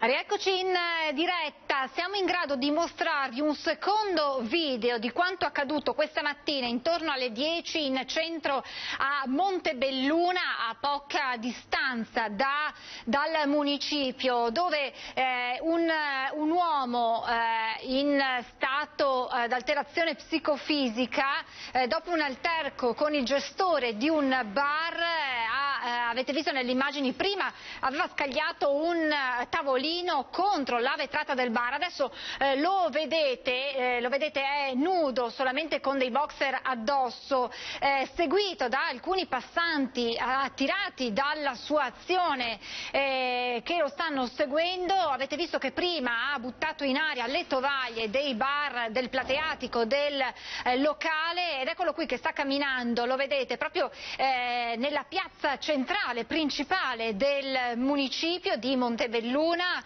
Vedete che sempre si avvicina adesso a dei passanti. Naturalmente sono stati proprio i cittadini che hanno assistito alla scena a chiamare i carabinieri, ed eccola qui la pattuglia dei carabinieri chiamata dai passanti, che interviene per fermare l'uomo, che è stato poi portato in ospedale dai sanitari del SUEM, a loro volta chiamati dai militari dell'Arma. Ora la sua posizione è al vaglio degli investigatori. Questa è la vicenda di quanto accaduto a Montebelluna. Questa sera nei nostri telegiornali vi racconteremo nei dettagli l'episodio, anche con chi era presente sul posto e anche con l'amministrazione comunale. Adesso saluto, lo ringrazio, mi scuso per l'attesa. Buongiorno ad Andrea Penzo Aiello, presidente di Veneto Imprese Unite. Ben ritrovato, grazie Aiello. Buongiorno a voi e grazie come sempre per l'invito. Allora, tra i tanti temi che vi trovate ad affrontare c'è naturalmente quello dei rincari, bollette di luce e gas destinati ad aumentare. Ne abbiamo parlato del taglio del 15% del gas da parte di Mosca all'Italia, e questo naturalmente farà impennare ulteriormente i costi del gas, ma ci sono anche le materie prime il cui prezzo aumenta, una situazione che c'era già prima e che si è aggravata naturalmente con il conflitto in Ucraina. E voi, come Veneto Imprese Unite, avete presentato negli incontri con i parlamentari veneti una serie di proposte da avanzare al governo. Prima di venire però a dare nel dettaglio di queste proposte, vi chiedo qual è la situazione che i vostri associati vi riportano, ma anche lei, insomma, come gestore di un locale, sicuramente avrà visto quello che è il rincaro nelle bollette. Di che rincari stiamo parlando ad oggi? Diciamo che il gap principale si è vissuto tra dicembre e febbraio, dove gli importi sono arrivati alla fine a triplicare rispetto a quello che era semplicemente nei mesi di settembre-ottobre 2021. Quindi a distanza di 5-6 mesi chi pagava prima 3.000 euro al mese per una corrente elettrica si trova a pagarne adesso quasi 10.000. E adesso la salita è un po' rallentata, però è comunque una crescita ancora dei consumi, e soprattutto quello che ci aspettiamo purtroppo è un ulteriore delta importante nei prossimi giorni, anche appunto in vista di quello che sta succedendo con Gazprom, perché poi in un modo o nell'altro queste cose, anche se poi rientrano, hanno sempre comunque delle ripercussioni importanti, un po' perché magari qualche azienda distributrice ci specula sopra, un po' perché effettivamente i rincari poi vanno a ricaduta anche sull'energia elettrica o su quello che sarà il gas per i locali o per le famiglie, però ci aspettiamo purtroppo un'altra impennata qualora l'emergenza non entrasse veramente a stretto giro. Si chiedono sacrifici alle famiglie, si chiede di magari abbassare il condizionatore, si chiede di ridurre insomma quelli che sono i consumi, in inverno si chiederà di diminuire la temperatura, cosa che già era stata fatta nell'inverno, alla fine dello scorso inverno, quando insomma il conflitto in Ucraina era già scoppiato. Ma i locali, i ristoranti cosa possono fare? Possono spegnere le luci, possono togliere l'aria condizionata, possono poi in inverno spegnere il riscaldamento, tenere i fornelli chiusi. Noi ricordiamo di certi ristoratori che avevano proposto dei menù anche freddi, piatti freddi, che per carità nella stagione estiva ci potrebbe anche stare, in inverno già un po' meno. Insomma, come si cerca di risparmiare in un ristorante, in un locale, per dare comunque un servizio ottimale ai clienti, perché altrimenti i clienti poi non vengono? Esattamente, il grosso problema è proprio questo.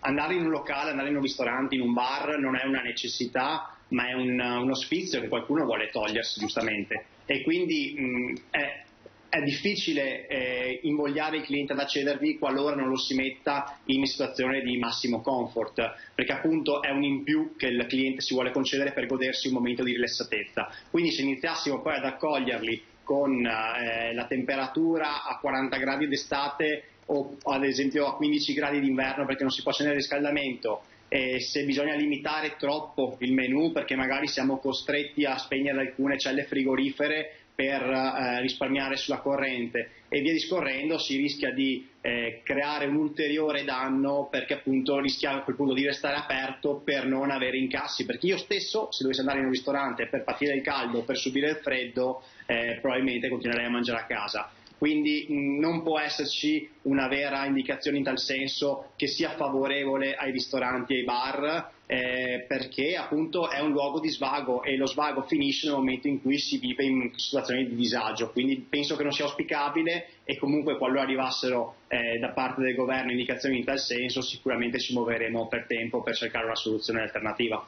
E ora veniamo a quelle che sono invece le proposte che avete avanzato anche nel confronto proprio con senatori e deputati per quanto riguarda permettere insomma in qualche modo un limite a quelli che sono i rincari appunto nelle bollette di luce e gas, perché è necessario un intervento immediato e strutturale. Sì, diciamo che sicuramente gli interventi fatti finora da parte del governo non sono stati sufficienti. Ricordiamo che togliere gli oneri di sistema con l'aumento del prezzo della materia prima ha inciso nelle bollette per circa un 5-6%, comunque la forbice va dal 3 al 10% nella media italiana, di conseguenza è veramente riduttivo quando le bollette poi sono effettivamente triplicate. Per questo motivo gli interventi che sono necessari per dare un impatto reale e immediato alle aziende devono essere ben altri. Noi abbiamo studiato in questi mesi con i nostri consulenti e presentato appunto a diversi senatori e deputati nelle ultime settimane un provvedimento che mira ad eliminare l'IVA dalle bollette. L'IVA delle bollette innanzitutto perché è direttamente collegata al costo della materia prima, più aumenterà la materia prima anche in futuro, più sarà alto anche lo sconto, a differenza invece di quanto succede per gli oneri di sistema. In secondo luogo perché giustamente non è una vera e propria richiesta di elargizione di denaro a copertura allo Stato, in quanto l'azienda che paga l'IVA oggi vedrà poi questo importo restituito in fase di liquidazione, di compensazione. Proprio questo motivo qua in realtà ha fatto sollevare un po' le orecchie ad alcuni nostri colleghi, perché dicono effettivamente che è un non aiuto, perché l'azienda comunque poi vedrebbe restituita l'importo versato oggi, ma noi diciamo sempre che in questo momento è importante per le aziende tenere liquidità nelle proprie casse, quindi è molto più importante oggi non dover tirare fuori la somma dell'IVA, che in certe bollette può arrivare anche a diverse migliaia di euro, e per sperare magari poi di averla restituita tra 3-6 mesi o un anno in caso si andasse in credito di IVA. Quindi sarebbe veramente poco intelligente non percorrere questa strada pensando appunto che non sia un esborso vero per l'azienda, perché quello che interessa alle aziende oggi è poter pagare oggi la bolletta per potersi permettere per un altro mese di avere la corrente attaccata e non dover chiudere il locale perché non ha potuto appunto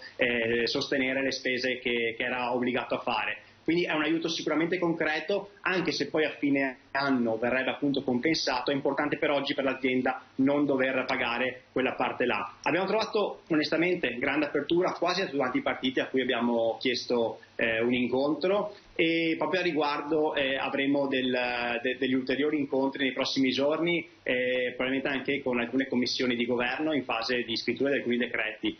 Ovviamente il nostro intervento non si limita alla richiesta di togliere l'IVA, questo è l'importo poi che sarebbe importante. Una seconda nostra richiesta, sempre riguardo alle bollette, è quello di eliminare anche le accise delle bollette dell'energia elettrica e del gas ad uso riscaldamento, perché ricordiamo che nello scorso inverno il governo ha tolto sì le accise del gas, ma limitatamente ai ristoranti con uso cucina e solo per il gas destinato all'uso della cucina, quindi tutti quelli che erano bar, negozi, ma anche le abitazioni private non hanno potuto godere di questo beneficio. E lo stesso intervento, come è stato proposto appunto per il gas ad uso cucina ma anche per la benzina, sarebbe importante portarlo anche per l'energia elettrica. Allora in questo modo si tolgono gli oneri di sistema, si tolgono le accise, si toglie l'IVA che è comunque una parte del giro, sicuramente le bollette avrebbero un importo un po' più affrontabile per le aziende ma anche per le famiglie.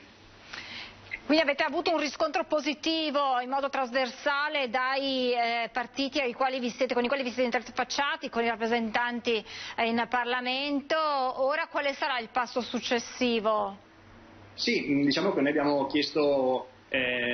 abbiamo proposto queste nostre istanze a diversi partiti e quasi tutti, solo uno non ha risposto alle nostre richieste, ma diciamo che ce lo aspettavamo in un certo senso. E gli altri percorsi sono andati molto bene, diciamo che dal PD, che comunque ha girato le nostre istanze, al suo responsabile in materia finanziaria in Parlamento, alla Lega che comunque sta discutendo anche con Bitonci per poter inserire qualche provvedimento nei prossimi decreti, Fratelli d'Italia che ovviamente è sempre pronta ad ascoltare le aziende in questo momento, anche probabilmente perché deve comunque far crescere e sta facendo crescere il suo elettorato, e infine la prima risposta che ci è arrivata, forse la più importante in questo momento, è quella arrivata da Coraggio Italia, che ci ha permesso e ci permetterà nei prossimi giorni di partecipare come soggetto da udire appunto alla creazione all'ultimazione del decreto concorrenze. Nel decreto concorrenze non si parlerà direttamente di IVA, ma avremo sicuramente un gancio per poter inserire anche questo tema e introdurlo poi magari nel prossimo decreto sostegni, decreto aiuti bis. Ma riusciremo lì magari a trattare alcuni temi che comunque riguardano i distributori dell'energia, quindi c'è una reale e concreta possibilità finalmente di poter intervenire con la nostra associazione nelle decisioni di governo per poter portare le istanze che come tecnici, come ci definiamo noi, siamo dei tecnici del nostro settore sui territori, possiamo magari vedere e creare in maniera più proficua di chi normalmente seduto dietro una scrivania da politico non può vedere perché non vive la realtà di tutti i giorni. Come se questo non bastasse, c'è un allarme che abbiamo raccolto, di cui abbiamo parlato nei giorni scorsi, che arriva dai dettaglianti, dai negozi di generi alimentari, che ci dicono iniziano a scarseggiare, a venire a mancare le materie prime, il latte, la carne. Lo stesso assessore Caner ci ha detto che molte stalle stanno chiudendo, saremo costretti tra qualche mese ad andare all'estero a prendere il latte, questo significa perdere alcuni prodotti rappresentativi del nostro mercato enogastronomico come i formaggi. Insomma, in questo quadro c'è l'allarme che potrebbe ricadere anche proprio sui locali, perché già qualche segnale arriva di ristoranti, magari di pesce, che proprio alla luce dei rincari del pesce sono costretti a ridurre la propria attività, a rimanere chiusi per qualche giorno. Addirittura qualcuno che magari rivede il proprio menù e si reinventa per dare comunque un servizio ai propri clienti. Avete percezione di questo rischio o comunque già qualche segnale che arriva? No, assolutamente. È stato eclatante il caso di qualche settimana fa in cui i pescherecci di Chioggia hanno proclamato uno sciopero proprio per il costo del gasolio, e per questo motivo non è arrivato pesce nelle pescherie da cui poi si riforniscono la maggior parte dei ristoranti del Veneto, e per questo motivo appunto molti ristoranti hanno dovuto tenere chiuso diversi giorni o rivedere il proprio menù. Magari un ristorante storico di pesce si è trovato a dover usare tagli di carne pur di riuscire a portare a casa qualche centinaia di euro e riuscire magari a pagare una bolletta o un affitto. È una situazione molto difficile in cui stiamo vivendo e continuiamo a reinventarci e a ristudiare tutto quello che è la concezione del nostro locale. Sono 2 anni che lottiamo e sicuramente non molleremo adesso, però diciamo che iniziamo anche a essere stanchi e ritrovare un po' di serenità sarebbe fondamentale anche per poter garantire una proposta sempre degna di quella che è l'immagine della ristorazione italiana nel mondo. Adesso iniziano ad arrivare molti turisti stranieri e molto spesso è difficile far capire che appunto non tutto il menù normalmente disponibile è oggi effettivamente a disposizione loro, perché non è facile spiegargli la situazione in cui siamo, perché probabilmente da loro lo stesso problema è vissuto in maniera diversa, adesso non riusciamo a capire bene, però è un problema che si sta riscontrando e quest'estate la vedremo molto difficile. ripeto, qualche anno fa qualcuno all'inizio del Covid ha detto che i ristoratori dovevano reinventarsi, e in questo momento stiamo facendo proprio quello, stiamo cercando di ristudiare tutti i concept dei nostri locali per cercare di stare dietro alle esigenze, a quello che il mercato ci offre. Da una parte magari ne guadagneremo in qualità perché torneremo a utilizzare i prodotti di giornata e quello che il mercato ci offre, dall'altra però è una situazione che alla lunga diventa parecchio stressante e molti colleghi rischieranno poi di mollare la spugna a lungo termine. Ultimissima domanda, ieri c'è stato lo sciopero dei buoni pasto contro le commissioni che arrivano al 20%, anche alle volte percentuali più elevate, quindi ieri un'iniziativa che è partita dalla FIPE e alla quale voi avete subito aderito come Veneto Imprese Unite, quindi ieri non sono stati accettati i buoni pasto sia per fare la spesa ma sia nei locali. Come è andata? Ci sono stati delle situazioni magari di diciamo così polemica da parte dei clienti, oppure hanno accettato e capito quelle che erano le motivazioni? Sì, allora una dovuta premessa, noi come sempre abbiamo detto guardiamo le idee, non guardiamo le persone, quindi come negli anni passati in diverse occasioni abbiamo avuto modo e motivo di dover criticare il lavoro di FIPO o di altre associazioni, così quando un'iniziativa è lodevole, ben strutturata e merita appunto un seguito, siamo pronti ad appoggiarlo, cioè siamo in 4 per riuscire a contattare tutti i vertici dell'associazione per poter entrare e fare gruppo e fare squadra, perché in questo momento restare uniti sui temi fondamentali è importantissimo. Così abbiamo fatto questa volta, abbiamo voluto abbracciare e condividere e spingere questa loro protesta, e ieri è stata una giornata molto significativa perché avevamo tutti un po' di timore inizialmente, ma abbiamo poi riscontrato grandissima comprensione e collaborazione da parte di chi usa poi alla fine i buoni pasto, anche perché la protesta non era solamente per tutelare le aziende che effettivamente lavorano oggi in perdita nel momento in cui accettano un buono pasto, e questa cosa è innegabile, ma soprattutto per tutelare anche il cliente finale che usa il buono pasto, perché se appunto il buono pasto non è più sostenibile, noi su ogni buono pasto da 7-8 euro andiamo a perderci dai 10 ai 20 centesimi persi, ci troviamo costretti, per renderlo sostenibile, a ridurre la qualità dei prodotti che andiamo a somministrare, o ci vedremo costretti completamente a rifiutare il buono pasto, e quindi ci troveremo da una parte l'utilizzatore che o non è servito adeguatamente o peggio ancora con dei soldi in mano convertiti in buoni pasto che non potrà più utilizzare da nessun'altra parte. Quindi questa protesta era anche e soprattutto tutela loro. Abbiamo riscontrato che proprio il fatto che hanno capito questo nostro messaggio e quindi sono stati molto solidali con noi, e tutti i locali che ho sentito questa mattina per avere un primo feedback mi hanno risposto molto positivamente. I casi di sguidi e battibecchi non se ne sono riscontrati. Speriamo che questo segnale forte comunque sia arrivato. Nei prossimi giorni c'è una trattativa tra le associazioni che hanno indetto lo sciopero e il Ministero a riguardo, anche perché a fine mese ci sarà un nuovo concorso importante proprio sui buoni pasto ed è necessario trovare una soluzione prima. Grazie davvero ad Andrea Penzoiello, Presidente di Veneto Imprese Unite, grazie davvero per il suo intervento. Torneremo dunque ad aggiornarci presto, perché sarà un'estate molto molto calda da tutti i punti di vista anche per voi. Grazie davvero e buon lavoro, a presto. Grazie a voi, buona giornata.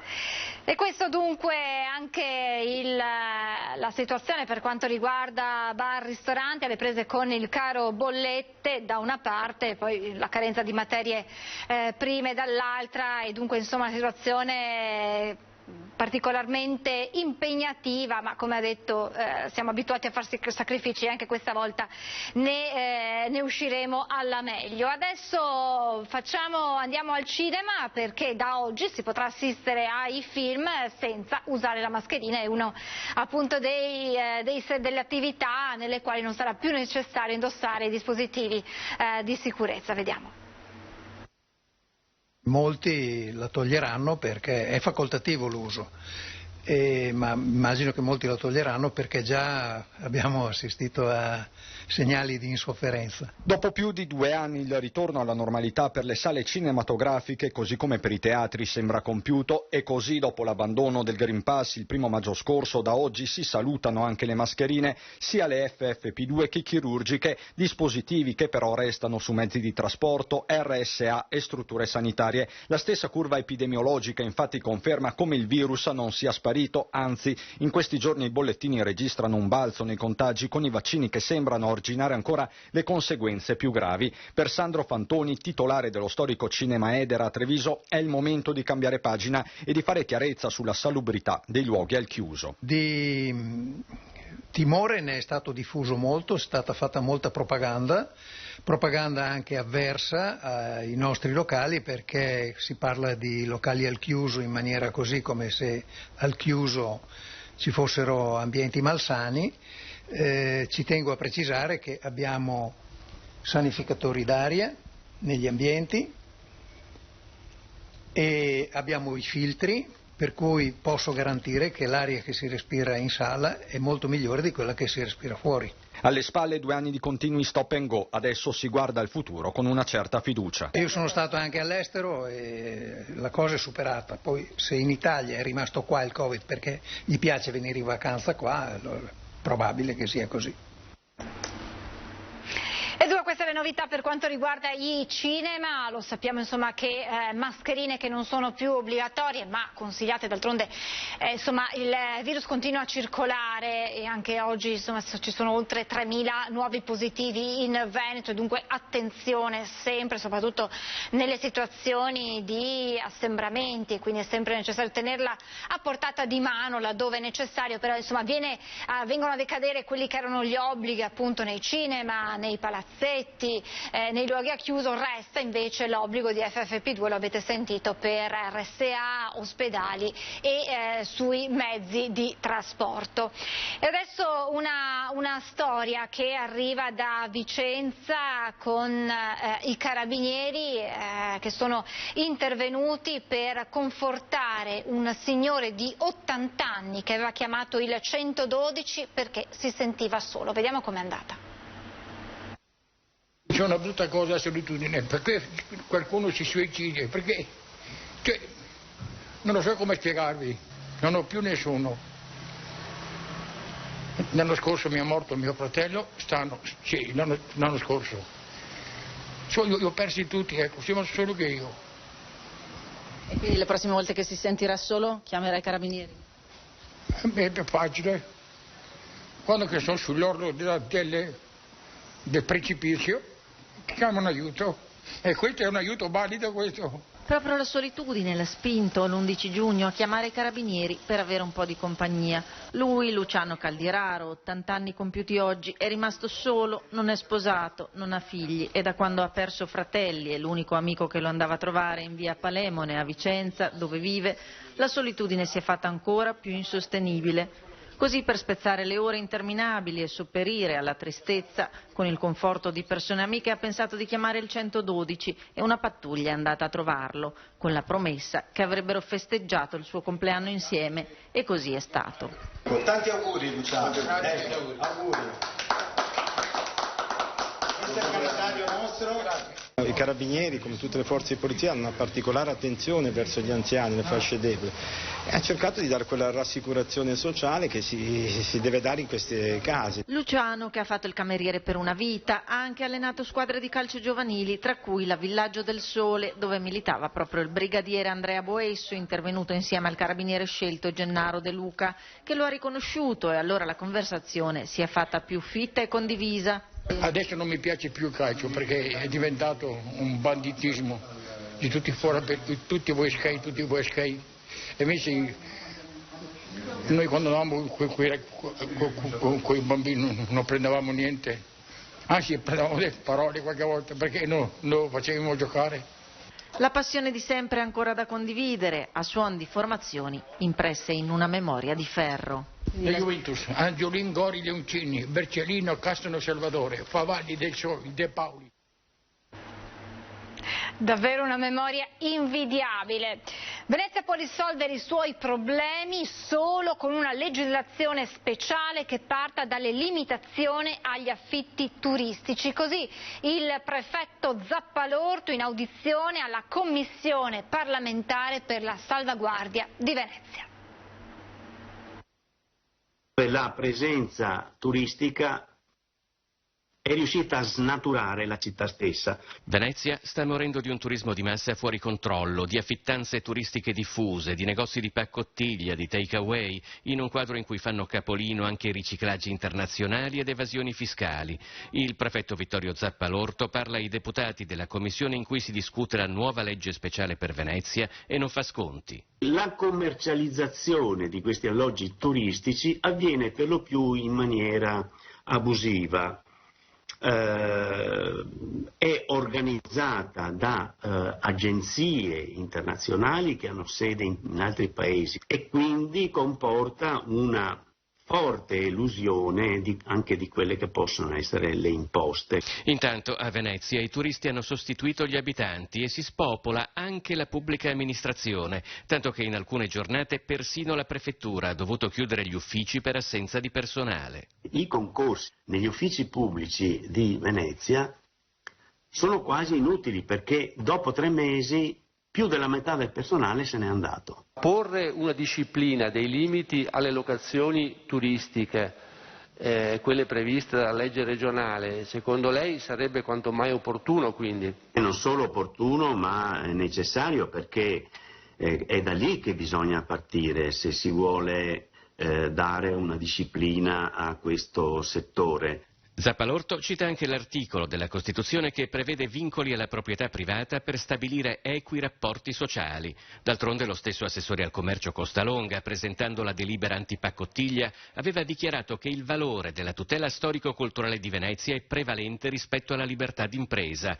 Ma al di là della paccottiglia ora si fa largo un altro fenomeno. All'interno della comunità cinese si sta diffondendo l'acquisto di alberghi storici, alberghi importanti della città di Venezia o di complessi immobiliari. L'importo delle singole rate è tenuto al di sotto della soglia di tracciabilità del sistema creditizio e questo, secondo la Guardia di Finanza, ma io ci credo, potrebbe essere per evitare tutta la normativa antiriciclaggio. Stagionalità, prezzi delle materie prime, è un tema che abbiamo toccato anche prima con Andrea Penzoiello e poi la siccità. Siamo andati in un mercato agricolo per capire come si muovono i produttori in quella che sembra avere tutti i connotati di una tempesta perfetta. Siamo a Torre, dove c'è il mercato della CIA, degli agricoltori, spese in campagna. Siamo venuti a vedere quali sono i frutti della terra, i frutti della stagionalità, perché siamo abituati ad andare al supermercato e a trovare tutto sempre. In realtà lo sappiamo perfettamente che i prodotti hanno una loro stagionalità e chi meglio dei produttori può raccontarcelo. Allora, iniziamo con Valentina. Quali sono i prodotti che troviamo adesso al mercato? Allora, buongiorno a tutti. Allora, diciamo che adesso è un momento un po' transitorio, nel senso che sono finiti i prodotti primaverili e stiamo cominciando ad avere frutta e verdura della stagione estiva. In questo momento principalmente come frutta, come potete vedere, abbiamo le nostre albicocche, che sono molto, molto buone e dolci, e le ciliegie che vedete dall'altra parte. Come verdura potete vedere abbiamo i primi fagiolini, abbiamo cominciato con le prime melanzane, qualche zucchina, insalata e tutta la produzione appunto di questa stagione. Voi come produttori che problemi state riscontrando in questo momento? Beh, noi siamo produttori generalmente di maiali, facciamo maiali. E abbiamo dei problemi con i costi di gestione a livello di rifornimento delle materie prime principalmente, perché sono aumentate di molto e negli ultimi anni, cioè nell'ultimo proprio mesi direi, perché da gennaio che sono partiti i prezzi sono aumentati, e per esempio anche il mais da 24-26 euro che era si è portato a 38-40, e quindi abbiamo subito un aumento del 120-130%, insomma, ecco. Il futuro è nel grano, perché si pianta a novembre e quindi ha meno bisogno di acqua. Esatto, ma una mia idea, un mio parere è questo, perché si semina a novembre e bene o male piove sempre, anche un po' in primavera, poi quando c'è il momento della siccità lui si deve seccare e si raccoglie, e per cui è l'ideale, insomma. Nella Marca trevigiana ci sono 17.800 utenti in attesa di aver fissato un appuntamento per una prestazione sanitaria cancellata o rimandata. Sono le prenotazioni che vengono definite galleggianti. L'Isola 2 sta recuperando in tempi record queste liste d'attesa, ma il numero di richieste è aumentato del 20%. Se riuscissimo un po' tutti insieme ragionevolmente a capire che si può anche traslare più avanti una visita di controllo, credo che farebbe bene a chi invece ha le vere urgenze. Nell'ULSS 2 ci sono 17.800 prenotazioni galleggianti, ovvero raccolte ma non fissate. Equivalgono a 17.800 chiamate di utenti che hanno contattato il CUP per una visita e che ora sono in attesa che l'appuntamento venga fissato. Questo è il saldo dopo 2 anni di Covid. L'ULSS è riuscita a mettere in atto una programmazione da record, una corsa contro il tempo, recuperando l'89% delle prestazioni rimaste al palo tra il 2020 e il 2021, ma nel 2022 incredibilmente la domanda di visite e di controllo è aumentata del 20%. Anche un 5% di cardiologia significa avere 5-10.000 prestazioni in più nel corso di un anno, quindi sono tantissime. A soffrire maggiormente la pneumologia, con 2.136 prestazioni da recuperare. Un po' c'è stato un rallentamento delle visite, un po' ci sono queste patologie post-Covid, diciamo così, e quindi sicuramente una è la pneumologia, poi abbiamo la cardiologia, la radiologia, perché la radiologia ha comunque numeri molto elevati di richieste di esami, di prestazioni, poi abbiamo la gastroenterologia, sono anche queste prestazioni, soprattutto le colonscopie, per cui siamo in criticità perché abbiamo anche avuto una grossa carenza di specialisti. Introvabili dermatologi molto richiesti dal settore privato. L'ULSS è a caccia di 10 pneumologi. Noi siamo riusciti ad assumere con un concorso fatto da azienda zero appena 2. Un lavoro ciclopico per smaltire le liste d'attesa ottenuto grazie agli straordinari fatti dai medici in servizio e allo scambio di prenotazioni e specialisti tra ULSS. Un risico che ha permesso alla sanità trevigiana di reggere l'urto del saldo ormai dal 2019 negativo di medici e infermieri.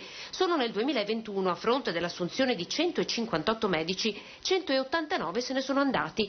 Poi ci sono i Novax, 7 medici e 63 infermieri, ora fuori dal servizio, e i contagiati, che attualmente sono 16 medici e 63 infermieri. Altro fronte, quello dei medici di base. Per sgravarli dagli incarichi di segreteria, l'ULSS, attraverso la Regione, dà loro €1 milione per assumere un dipendente. Nella Marca sono state individuate 96 zone carenti. Abbiamo fatto domanda per 96 situazioni critiche nell'ULSS 2, che vanno nei 3 distretti. Chiaramente contiamo e speriamo di portare a casa almeno il 50% di queste. Andiamo a Pellestrina, perché è stata un'assemblea pubblica partecipata al Palazzetto dello Sport di Portosecco con i residenti sui problemi dell'isola, dalla regolamentazione dei turisti in bicicletta, l'accesso ai murazzi, fino ad una deroga allo studio per far arrivare i lancioni con i turisti su prenotazione. Grazie all'ULSS 3 Serenissima, l'isola di Pellestrina tra pochi giorni avrà una piazzola equipaggiata per il soccorso, un progetto antico seguito da tempo tra Regione Veneto, Comune di Venezia e Municipalità dell'Ido Pellestrina, con l'interessamento in prima linea tra gli altri dell'ex presidente di municipalità, oggi consigliere, Giorgio Vianello. L'annuncio è stato dato dall'assessore comunale Renato Boraso, intervenuto a un'assemblea pubblica sui temi della mobilità. Mancano pochi giorni all'inaugurazione di questo elisoccorso. Certo, uno dice ci vorrebbe anche un idroambulanza in più, però guardate che avere un elisoccorso con l'elicottero vuol dire garantirti in minuti l'infartuato o l'elemento di emergenza. Un altro fronte caldo è quello dell'invasione delle biciclette da parte dei turisti, in particolare nei fine settimana. Se io definisco, non lo so, faremo uno studio, che possono entrare 500 biciclette al giorno, dico un numero a caso, ci deve essere un sistema in cui da CTV o dal privato arriva la prenotazione, sappiamo quante entrano, persone che si godono l'isola, non viene fuori una guerra civile tra chi la vende al gelato e tra chi che gana viva, perché altrimenti diventa tutto fuori controllo. Dai cittadini, tra l'altro, segnalato anche l'annoso problema delle barriere architettoniche in isola, ancora irrisolto.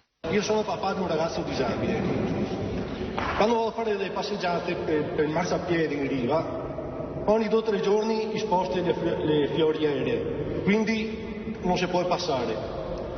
Per andare giù dal marciapiede, che se le macchine se le rampe, e o metti biciclette e o roba impedisce il passaggio, una carrozzina non ti ne passi. Padova, centro di riferimento regionale nella cura della labirintite con l'intervento di piombatura dell'orecchio.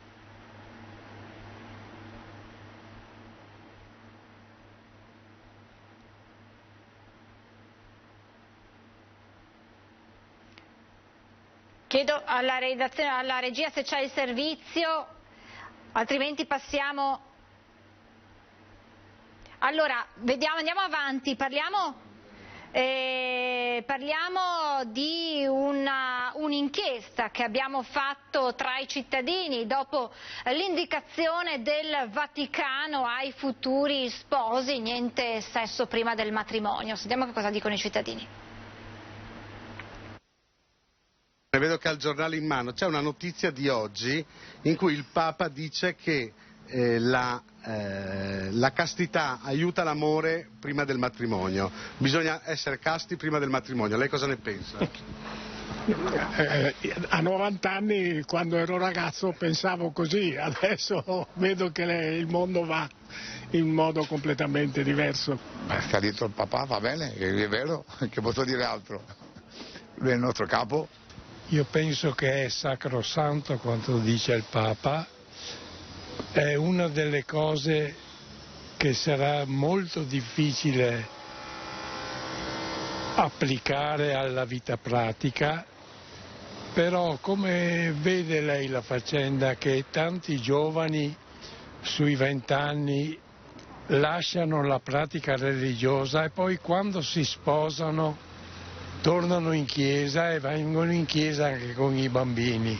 Questo vuol dire che la difficoltà di applicare durante il periodo di non matrimonio questa cosa che è chiarissima fin dal primo momento nell'impostazione della Chiesa e nell'impostazione della parola di Gesù Cristo, però poi il ritorno c'è e la maggior parte delle persone poi ritornano. Il Papa ha detto che la castità prima del matrimonio aiuta l'amore, aiuta le coppie. Secondo lei è giusto? No, perché uno si deve conoscere prima, no? Oppure castità non esiste più da anni, penso da secoli, cioè non sono d'accordo con questo discorso. E allora adesso vediamo questa innovazione nella cura della labirintite che arriva da Padova con l'intervento di piombatura dell'orecchio.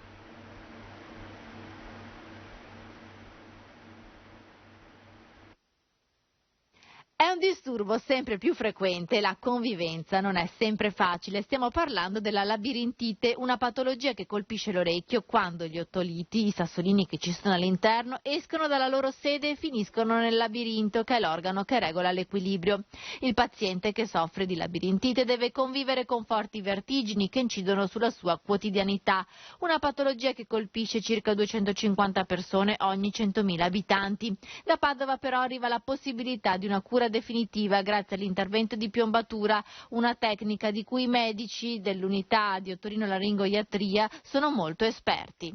Questa malattia, che è molto invalidante per i pazienti perché crea delle vertigini notevoli ai movimenti del capo, si cura generalmente con una terapia liberatoria ambulatoriale, ma fatta ovviamente da persone esperte, ma in alcuni casi diventa cosiddetta ribelle alla terapia medica, quindi crea un disagio che continua nel tempo e l'unica possibilità di eliminare il sintomo è di operarli, cioè di fare un intervento molto particolare che consiste nell'apertura di questi canali semicircolari tramite un approccio retroauricolare, una mastoidectomia, l'isolare il canale, piombarlo con il tessuto muscolare, sigillarlo in modo che questi otoliti non possano più muoversi e liberare il paziente dai sintomi, e questo dà grande sollievo. Padova è punto di riferimento regionale per questo tipo di intervento che fino a poco tempo fa sembrava impensabile perché rischioso, oggi invece è diventato risolutivo per la labirintite. Si è sempre ritenuto che andare a toccare il labirinto provocasse un'immediata assordità, invece negli ultimi anni, man mano che nel mondo i vari centri si sono dedicati a questa chirurgia, si è visto che la quota di pazienti che perdono come complicanza l'udito è molto bassa, quindi è un intervento come rapporti costi-benefici è favorevole. Ci fermiamo, abbiamo l'ultima pausa pubblicitaria, ma restate con noi perché tra un po' parleremo di oblio oncologico. A tra poco.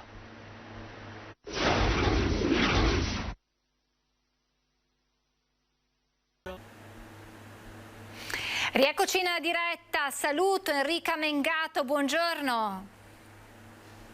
Francesca, ben trovata. Grazie a lei Enrica.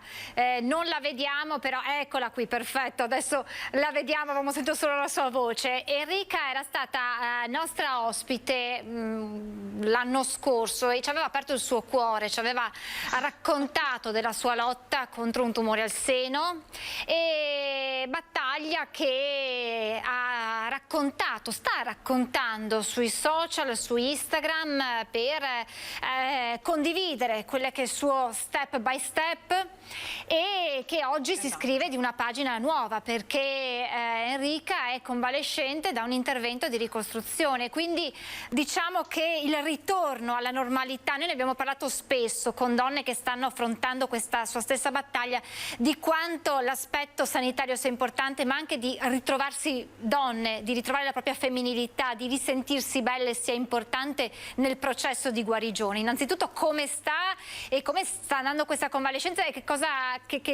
passo in più è stato questo? Allora, intanto grazie.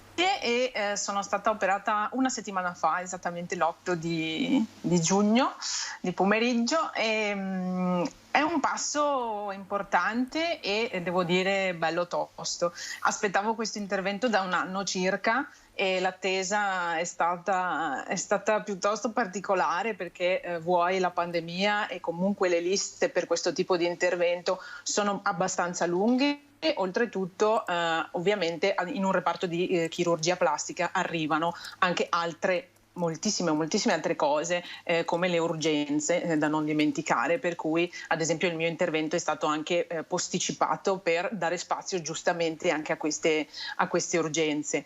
E è stato un passo molto bello, anche se doloroso, perché comunque ad una settimana ancora è piuttosto faticoso e io con me ancora porto addosso i drenaggi che spero domani mattina di poter togliere, però è stata una chiusura forse più psicologica che fisica, perché comunque si sa che la cura per il mio tumore prosegue e proseguirà, e io sarò, mi chiamo sempre un osservato speciale per i prossimi 4-5 anni, quindi ogni 6 mesi devo fare le analisi, devo tornare dall'oncologa, fare tutti i miei follow up, tutti i miei esami, però questo intervento mi ha appunto fatto chiudere questo cerchio psicologico, un cerchio molto importante che io aspettavo. È andato tutto bene e adesso c'è giustamente un periodo difficilino da sopportare, perché comunque io ho subito un intervento bilaterale, quindi da una parte mi è stata impiantata una protesi totale perché avevo subito una mastectomia, quindi è stata tolta la protesi temporanea che avevo, e dall'altra parte ho subito un intervento, diciamo, di chirurgia estetica per andare a simmetrizzare e creare ovviamente un seno armonico. Diciamo che lei ha detto si chiude un cerchio, soprattutto dal punto di vista psicologico, e si può dire che si volta pagina e si ricomincia a vivere. C'è qualche donna che ha detto è una seconda vita, nel senso che ritorno dopo la malattia. Lei ha detto sono un'osservata speciale, però in qualche modo insomma si guarda in modo diverso anche al futuro. Questo senz'altro, perché la rinascita è la parola corretta e si aspetta sempre questo passo importante, come anche magari chi viene operato prima e già sistemato subito. Io sapevo di dover fare questo intervento perché appunto quella protesi che avevo doveva assolutamente essere sostituita perché temporanea.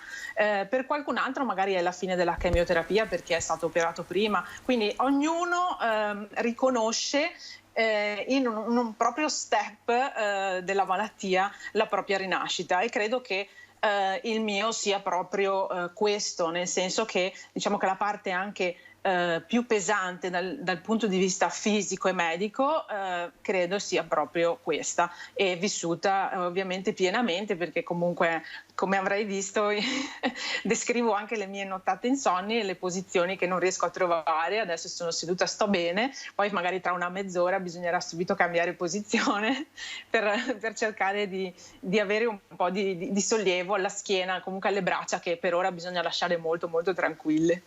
Enrica, che non ha passato una notte facile, perché appunto sui social, su Instagram ha raccontato della sua notte difficile, però è splendida comunque nonostante la fatica della notte e i dolori di cui ci ha raccontato. Enrica, si cerca di andare, si va avanti, naturalmente sempre con i controlli eccetera, e ad un certo punto, una volta guariti, una volta che insomma la malattia la si lascia alle spalle, si vorrebbe davvero dimenticarla, eppure la burocrazia porta i malati di tumore a fare sempre i conti con il proprio passato, ed è da qui che nasce una nuova battaglia che la vede impegnata con lei tantissime altre persone che hanno affrontato questa battaglia, ed è quella dell'oblio oncologico. Innanzitutto perché? Che cosa succede laddove ci si trova a dover chiedere ad esempio un mutuo, un prestito? Che cosa accade? Perché la malattia si ripropone? Allora, la malattia si ripropone per il semplice motivo che per un regolamento, per una burocrazia particolare, nel momento in cui una persona va a richiedere un determinato servizio, come hai detto tu, un mutuo oppure un prestito, un'assicurazione, e poi passiamo anche all'adozione dei figli, c'è la necessità di scrivere e chiarificare la propria salute e dare informazioni su questa.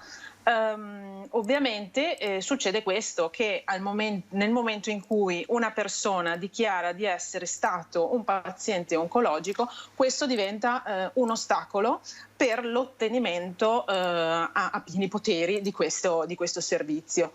E ecco qui perché si deve fare i conti con il proprio passato, perché comunque è ovvio che una persona, magari come ho fatto io, continuerà a raccontare quello che è successo, però effettivamente il fatto di vedersi limitati in quello che è un processo di vita comune che fanno tutte le persone è piuttosto demoralizzante.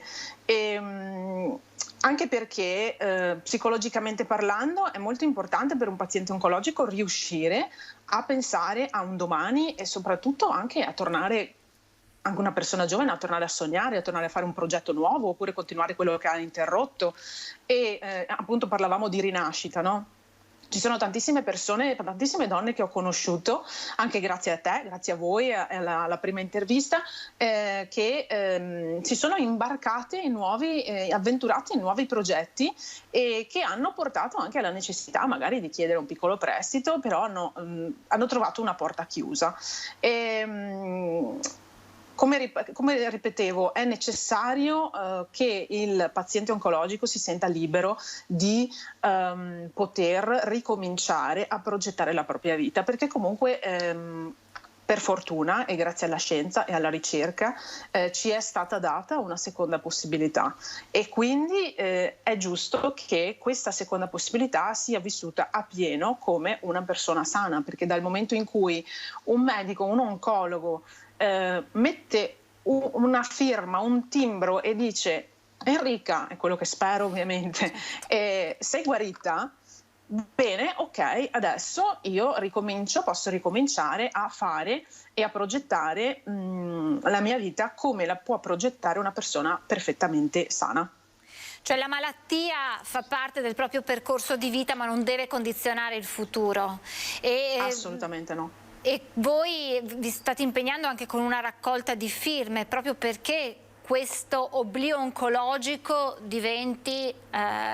arrivi insomma a diventare una normativa che non condizioni chi vuole ricostruirsi e ha tutto il diritto di ricostruirsi questa seconda vita, perché la scienza dà l'opportunità, anche la burocrazia non deve essere certamente un ostacolo, è già un ostacolo per tante cose la burocrazia, almeno nella salute e nel futuro di un paziente che già ha combattuto e già ha dovuto soffrire, questo almeno no. No, infatti, anche perché tra l'altro io ho conosciuto questa iniziativa, devo dirti la verità, in ritardo, era già a buon punto. Era una qualsiasi domenica mattina e un esponente di AIOM, che è l'Associazione Italiana per l'Oncologia Medica, ha appunto spiegato per filo e per segno questo tipo di progetto, questa campagna per richiedere l'approvazione e l'emanazione di questa legge per il diritto all'oblio. Ho controllato stamattina perché era un po' che non andavo a guardare e siamo arrivati a 72.500 firme. Al tempo io la feci, erano tipo a 40.000, quindi, e sono passati un 3 mesetti, per cui sono anche molto felice di questo. Se mi permetti, il sito web è dirittoall'obliotumori.org e è un sito molto semplice e fatto molto bene, dove chiunque può andare a leggere o scaricare questo opuscolo PDF dove sono spiegati le motivazioni e anche tutti gli step per poi proseguire e poter firmare. E quindi far parte anche di questo popolo di persone che richiede questa nuova norma, anche perché non è una novità a livello europeo. Ci sono altri paesi come ad esempio il Lussemburgo e l'Olanda, per citarne due che ora ricordo, che hanno già questa legge, e quindi le persone che sono dichiarate guarite possono ovviamente far ripartire la propria vita e i propri progetti come una persona assolutamente sana. Per cui credo sia doveroso per i milioni di pazienti oncologici che ci sono oggi nel territorio italiano, perché sono circa 3,6 milioni i pazienti oncologici, ma di questi 3,6 circa 1 è guarito e 1 milione di persone sono davvero molte, soprattutto se pensiamo che purtroppo, parlo almeno nel mio caso, le persone alle quali viene diagnosticato un tumore, ahimè, sono sempre più giovani. E io ho 35 anni, però durante il mio percorso ho conosciuto addirittura persone che ne avevano 10 meno di me. Quindi iniziare a sentirsi limitati addirittura a 25, a 23 è duro, nel senso che si affrontano le cose in maniera diversa e ovviamente con una carica in meno, a mio parere. All'interno di questo sito web c'è una parte dove alcune persone hanno raccontato la loro storia e mi ha fatto molto impressione la storia di un ragazzo che adesso ha la mia età, al quale però era stato diagnosticato un tumore a pochi giorni dopo aver compiuto 18 anni. E una volta che poi è passato questo tumore, è stato dichiarato guarito, ha iniziato a costruire la sua famiglia, poi si è trovato bloccato per 2 motivi: per la richiesta del mutuo e anche per l'adozione di un figlio. E quindi secondo me andare a leggere queste storie prima di magari riempire quei campi e fare quella firma è sicuramente una buona medicina. Lei ha detto è un atto dovuto per i pazienti oncologici, io direi che è un atto dovuto per tutti quanti, perché tutti quanti purtroppo siamo a rischio, nessuno è immune dalla malattia, nelle famiglie o nella cerchia di amici tutti quanti abbiamo qualcuno che ha lottato contro un tumore, quindi credo che sia una battaglia di tutti noi, non solo di chi ha per i pazienti, ma davvero, se vogliamo, in modo egoistico, perché alle volte è l'egoismo che ci porta ad affrontare certe battaglie, è un atto dovuto da parte di tutti noi. Un ultimo messaggio, perché ho pochissimi secondi a disposizione, Enrica, ma un ultimo messaggio che si sente di dire, lei poi continuerà a raccontare, quindi sarà possibile seguirla su Instagram e continuerà anche a raccontare quello che sarà poi il percorso di questa proposta, di questa raccolta firme, poi magari torneremo anche ad aggiornarci con lei nelle prossime nostre spazi. Un appello che si sente di dare a chi ci sta guardando e che probabilmente non conosceva questo oblio oncologico e questo iter che si sta portando avanti. Beh, l'appello che faccio mi sento di dire che è piuttosto semplice, nel senso che non si tratta di un'opinione o semplicemente di quello che ho passato io o di quello che sta passando qualsiasi altro paziente oncologico, ma si tratta di semplici dati reali. E abbiamo parlato tantissimo di scienza in questi ultimi 2 anni e forse a volte ci siamo anche stancati, però questa volta secondo me fare questo passo significa semplicemente mettere un timbro alla scienza, dire siamo arrivati fino a qui, ce l'abbiamo fatta, quindi possiamo guarire delle persone, firmiamo e diamo a queste persone la possibilità di vivere da persone nuove, sane, curate, rinate. Credo che sia in una società civile il minimo che si possa fare nei confronti di chi ha vinto la propria battaglia. Grazie davvero Enrica, grazie per la sua testimonianza, in bocca al lupo per la sua convalescenza e continueremo insomma a seguire step by step su Instagram il suo percorso e naturalmente torneremo ad aggiornarci anche per quanto riguarda il percorso dell'oblio oncologico. Grazie davvero ad Enrica Mengato per la sua testimonianza. Grazie a voi per averci seguito e buon proseguimento di giornata. Le previsioni meteo ora.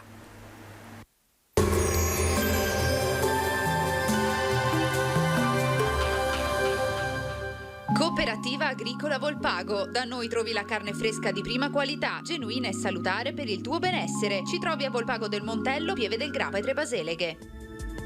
Bentrovati al meteo. Anticiclone africano alla massima potenza, bel tempo e caldo intenso, siamo solo a giugno e i valori termici sono già abbondantemente sopra la media del periodo. Vediamo insieme il dettaglio.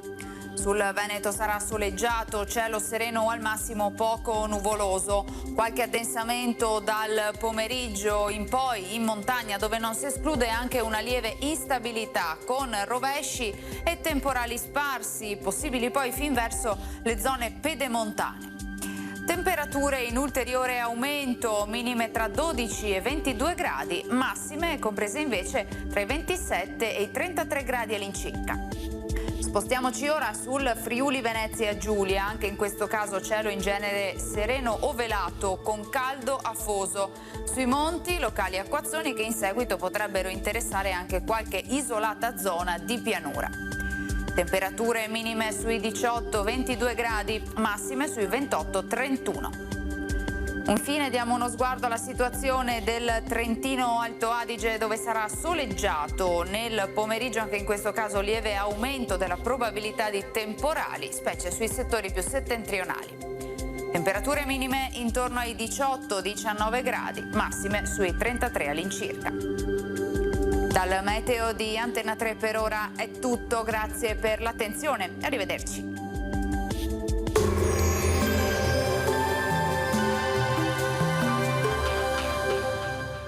Cooperativa Agricola Volpago. Da noi trovi la carne fresca di prima qualità, genuina e salutare per il tuo benessere. Ci trovi a Volpago del Montello, Pieve del Grappa e Tre Baseleghe.